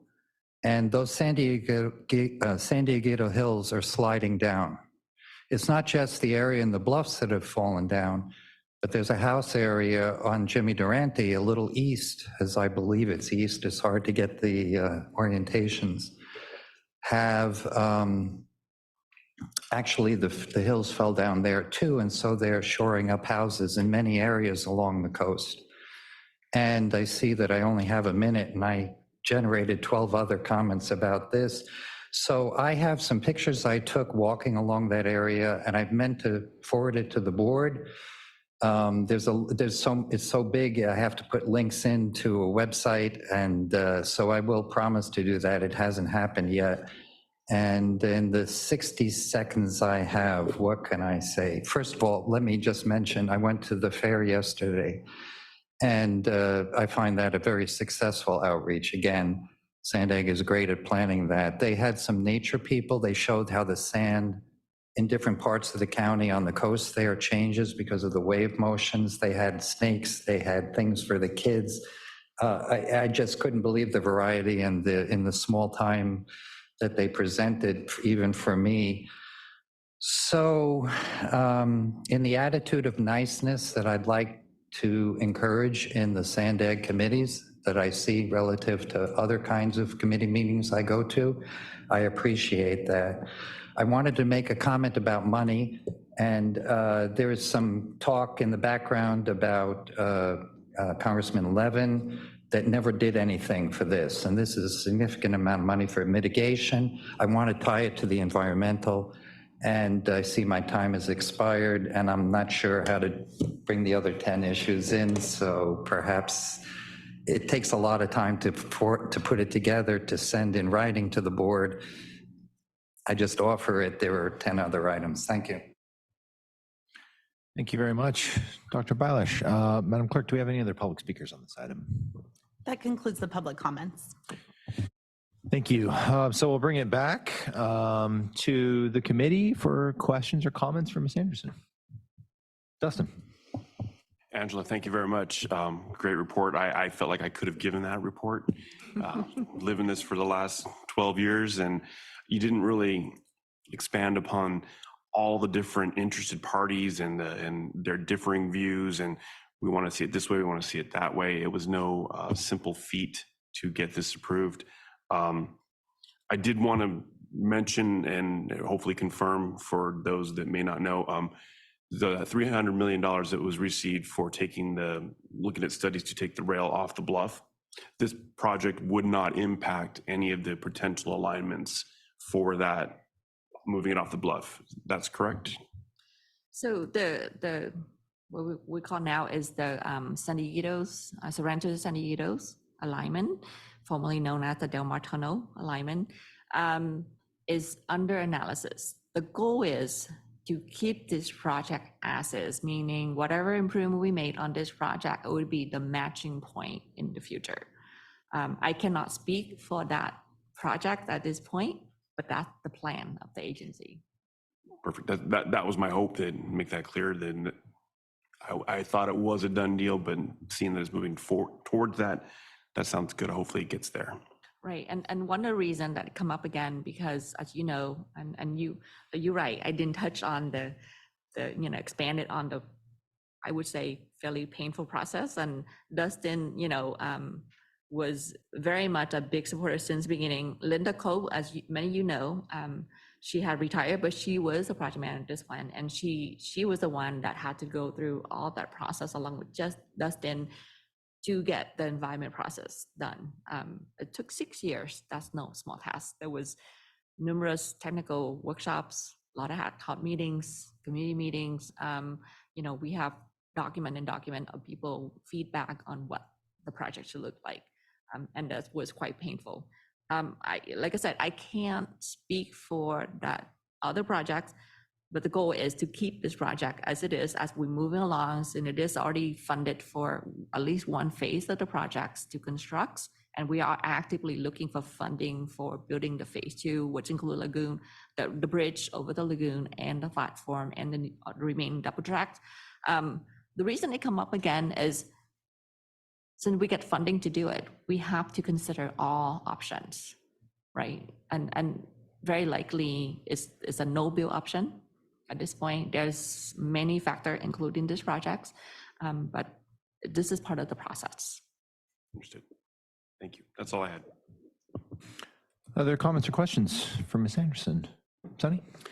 That was my question, as far as, this project also connecting to the new alignment. So it sounds like this is not going to be a waste, right? It will continue to be included in the alignment going forward.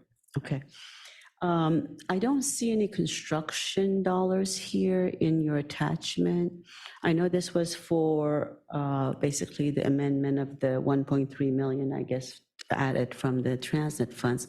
What's the total value of this contract or the project itself? So, to give a little bit of a short talk, but so in when we completed what we call the full projects,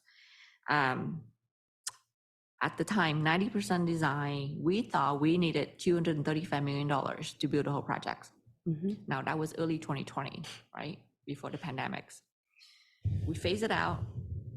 When we did the grant application and take in consideration and everything else, we thought we would need $62 million to build phase one, which is the second track, 0.8 mile, second tracks, and all the signal improvements that needed to come along with that to make sure the train will run safely.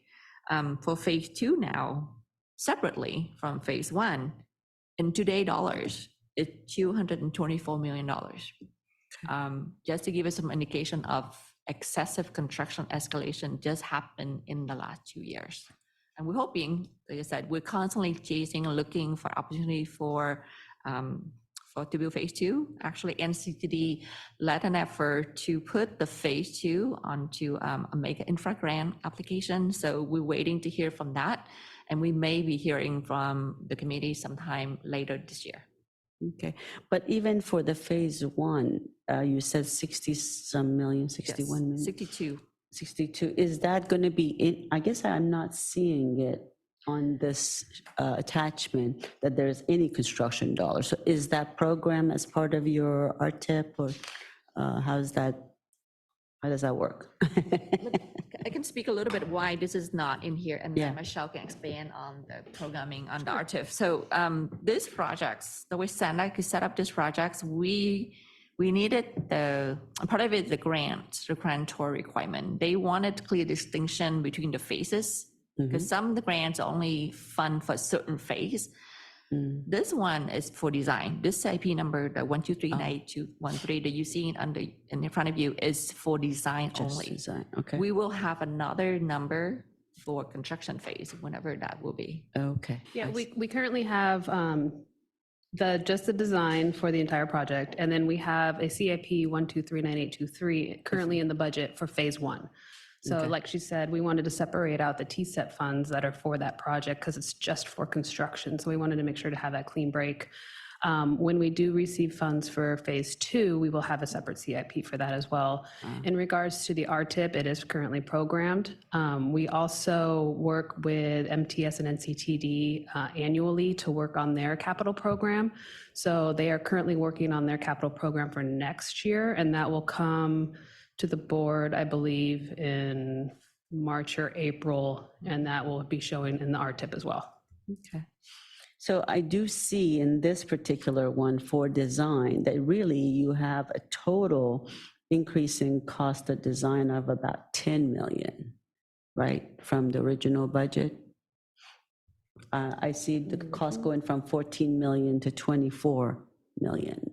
Is that correct? Can you bring up that slide with right? the attachment, the budget? It's not all coming from TransNet, but it looks like the total cost in design. Right.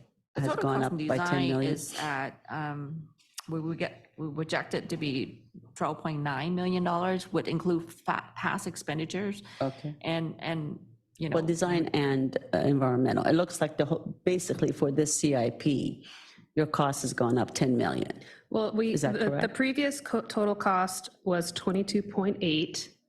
So if you look all the way down at the bottom under the total, the crossed out number is 22.891. I don't know if we can bring the attachment up on the screen. I don't. And the new cost is 24.162. Bottom Oh, I see right-hand here. corner. Got you. Okay, okay. Yeah. That's the funding, but this is the cost. This is the expenditure. Okay, so this total here was prior years, gotcha.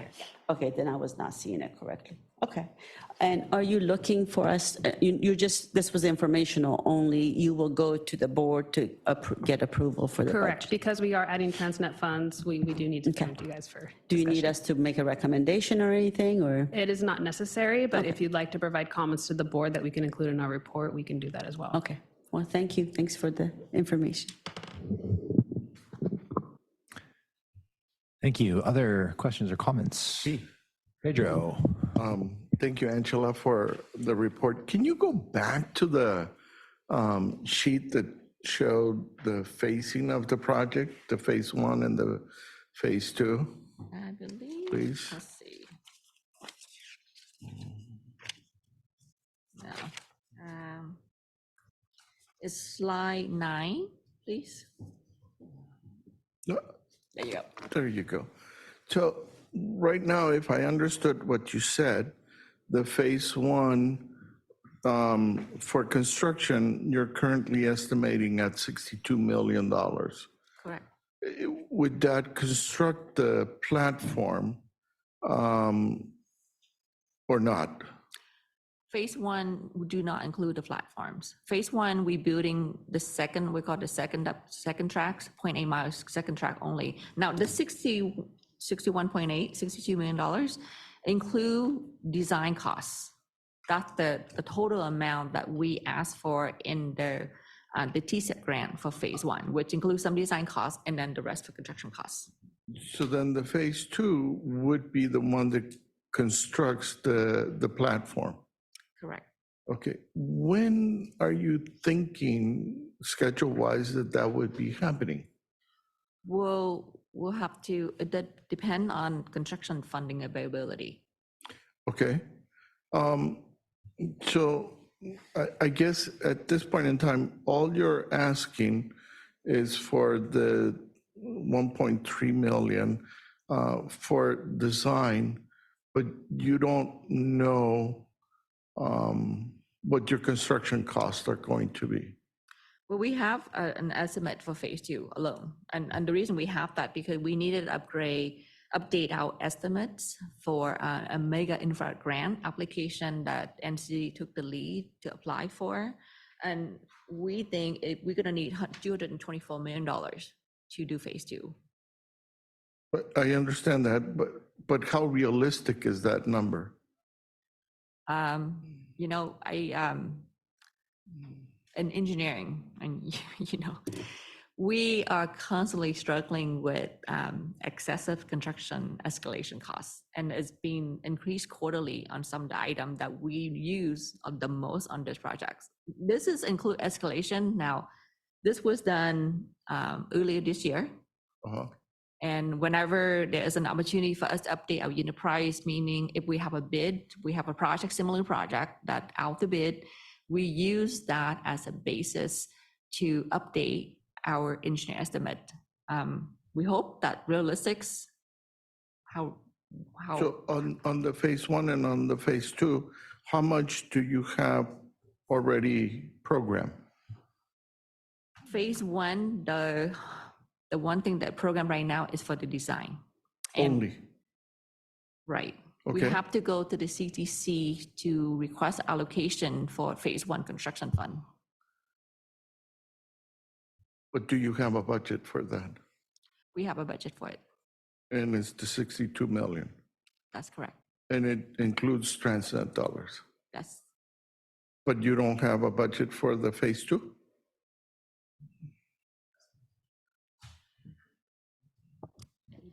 Sorry, the phase 1 currently does not have TransNet dollars on it for construction. It is TCET funds and matching funds from NCTD. Okay. And phase 2? Phase 2, we do not know yet because we're still seeking funds for that phase. So you don't, that's not funded? Fully Correct. funded? Okay. Correct. Thank you. So I guess what's, I guess, trying to get it in my head is trying to understand that you are only seeking fund change only for the design. The construction dollars are programmed only for the phase 1, But you're not talking about that right now, nor are we talking about the phase two. And those would be discussed in the future. Okay, interesting. Thank you. Yeah, this is I believe this is the first one that we undergoing the law change where we have overlapping federal lead agencies that we had to redo the environmental permits. In the past, if our FRA had granted us the NEPA funds, typically regardless who coming in next, they honor that permit. But that's no longer the case for a project going forward. Angela, I have a question about that. So what percentage, and you may not know, but it looks like the environmental document, it was about $4.1 million in environmental cost to date.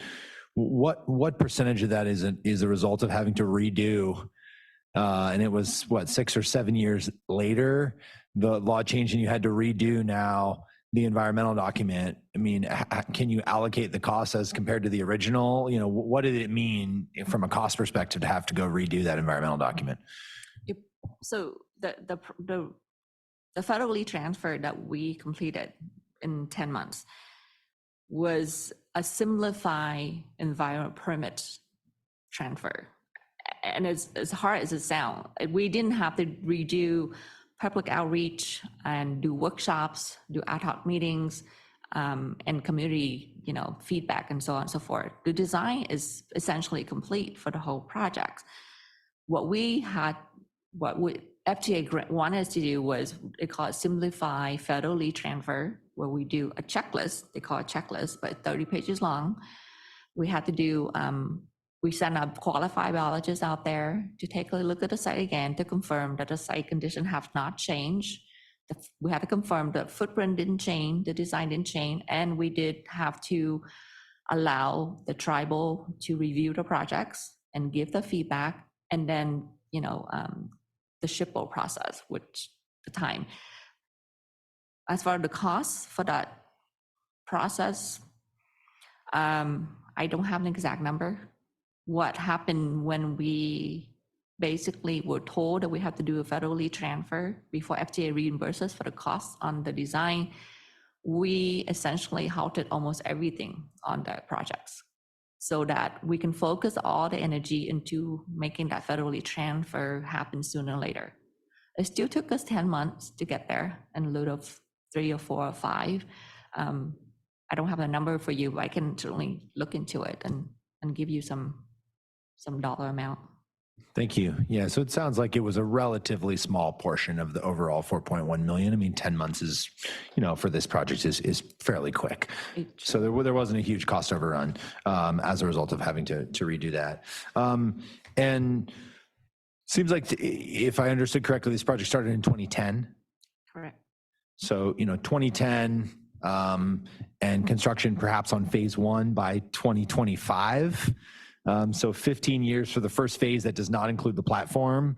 Based on that rate, we'd probably be looking at 20 plus years for the overall project, that rate of speed of 20 plus years for the overall project.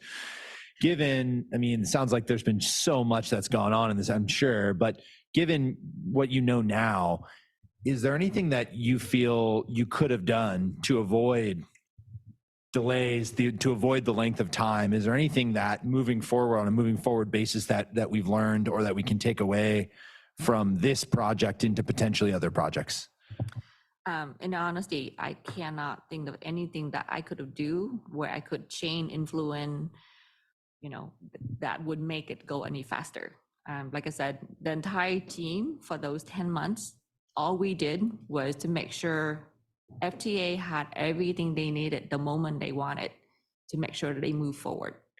There's a lot of internal relationship between the agencies, between FTA and SHPO and the tribal, that they're trying to balance the relationship between those on the projects. And a lot of time, unfortunately, we end up being in the middle of them. And all we can do is managing the expectations and respond to them as soon as we can. I cannot think of anything that we should do differently that could have helped with this situation. Thank you. And if I can add, I think a big portion of this is public outreach, and I think that's really important to the projects. So that is something that takes a lot of time. to work with the public and get their input, as well as going out for public comment. Once you get to that design phase, then you got to do public comment again. So I think that's a big part of our project. So I think that's a big lag time as well. One last, it's not a question, I think it's a comment. And I'm not sure how to frame it, but I see what you need and I understand it. And I'm fully supportive of that. But I think what I'm missing is the other picture that shows me the entire construction budget that you're going to be needing. And I don't see that. And that is concerning to me because I'm making a decision based on only the picture that's being presented, which is, you know, I understand it and you need the money and so be it. But I don't see any information as far as the phase one or the phase two, what your current budget is, what your current allocation is, and whatnot. And to me, that would be very important to see in the future on something similar to this. So thank you.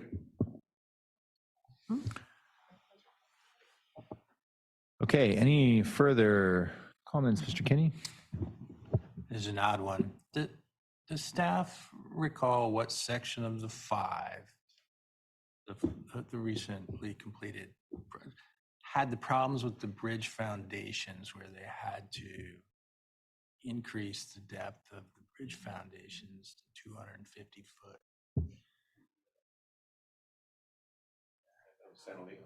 Is that what it was? Not this one. We can, Not this one, I thought one further north, San Luis. I don't remember the dollar amount, but the statement was it burned the entire contingency for the I-5. If I remember correctly, there were two projects that had a similar issue based on liquefaction. One of them was a locally funded project that was on 101. The old bridge that needed to be constructed coming out of Del Mar. So that had an issue. And then the San Elijo was another one that had an issue that they needed to increase the piles. It came before the Itac at one point, and it was introduced to us as like, this is a problem we found in the field. And we had a solution, but it turned out to be fairly costly, but we were pleased that we had a solution. And I remember thinking at the time, geez, the bridge foundation is not a small thing. I wish that information had been available earlier on in the process. So I don't know what the entire I-5 contingency was, but it was a number big enough, it scared me and I don't remember it. So you don't design that bridge, I know, but as you get into that process, that was a problem for similar projects, bridge projects in, I guess, right up the street. Well, we certainly have a lot of lessons learned, let's just say in the Los Angeles corridor on, bridges over lagoon and liquefaction. This project have similar conditions. If anything, this is very similar to San Elijo's, the San Diego Bay Bridge, which we closely monitor and constantly seeking lesson learned from the city of San Diego. The conditions are very similar.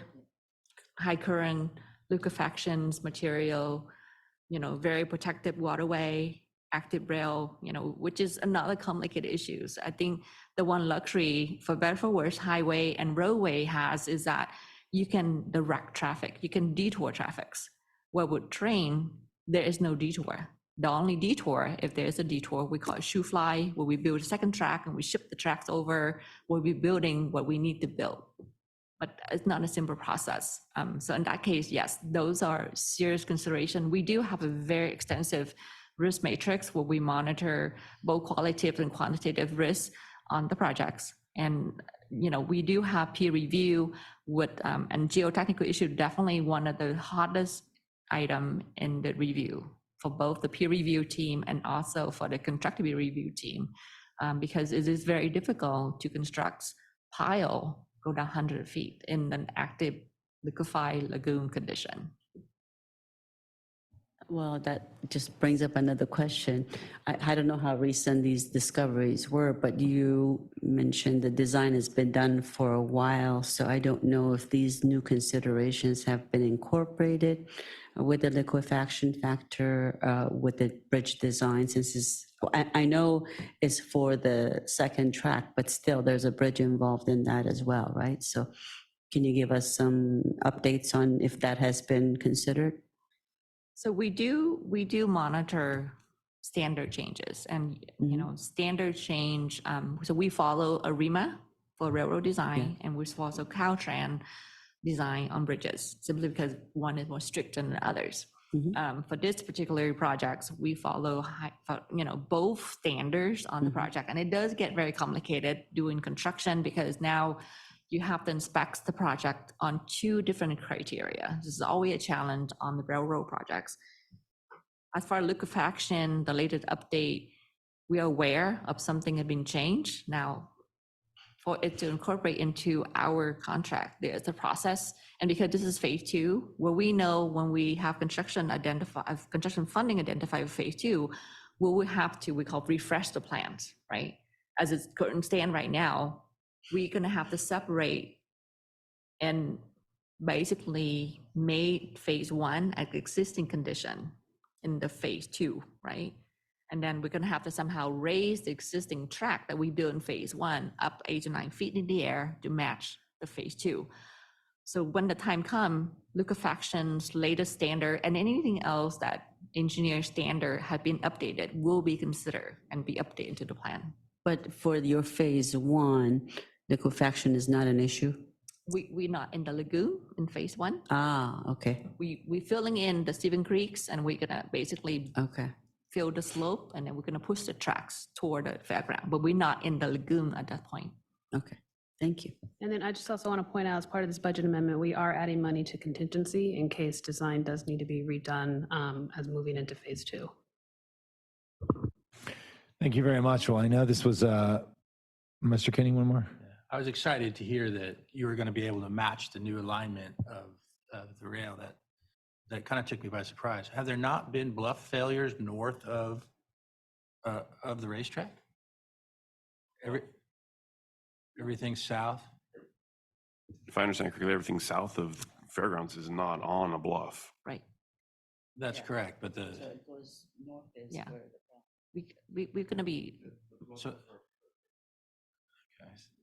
So the likelihood of there being bluff failures in the section of track immediately north of this project has been looked at?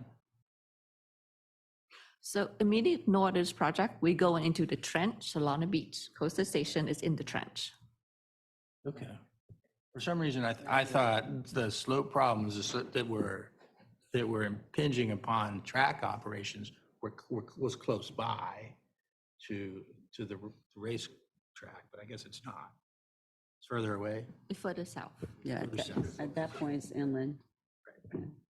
Right. Delmar Fluff is further south on the projects. Basically, the most southern end of the project is about where the Delmar 05 station is. And it's already double track, but what we have to do, we have to raise it up, right? Because we're not raising the bridge 9 feet. So even though it's a long distance away, the transition to existing go all the way to that end. The fluff start basically after that, going south. Thank you for clarifying. And the other bluff might be happening, that you may be thinking about in San Clemente, which is outside of the county limit, which is under Ole Metro or CTA. Okay. Many questions. Thank you so much, Ms. Anderson and Ms. Smith, for your presentation. We're going to move on to item 12, which is our upcoming meeting. Just a little announcement. We have a special joint meeting of the Board of Directors and Policy Advisory Committees this Friday, October 14th at 9 a.m. My understanding from staff is that we may be seated in a variety of locations. There's still the logistics. How's the special meeting going to work? Yes, we're still working on the seating arrangements and kind of trying to figure out based on who's actually going to be attending where people will sit. But when you come into the meeting in the morning, somebody will have a name tent ready for you and lead you to wherever you're going to be seated. So We should all mostly be here in the boardroom. I think maybe with some overflow in conference room 7, but it'll all be connected so everyone can participate. Great, thank you so much. So hope to see everybody this Friday for the exciting special meeting relating to the OTI project. And with that, we are adjourned. Thanks very much.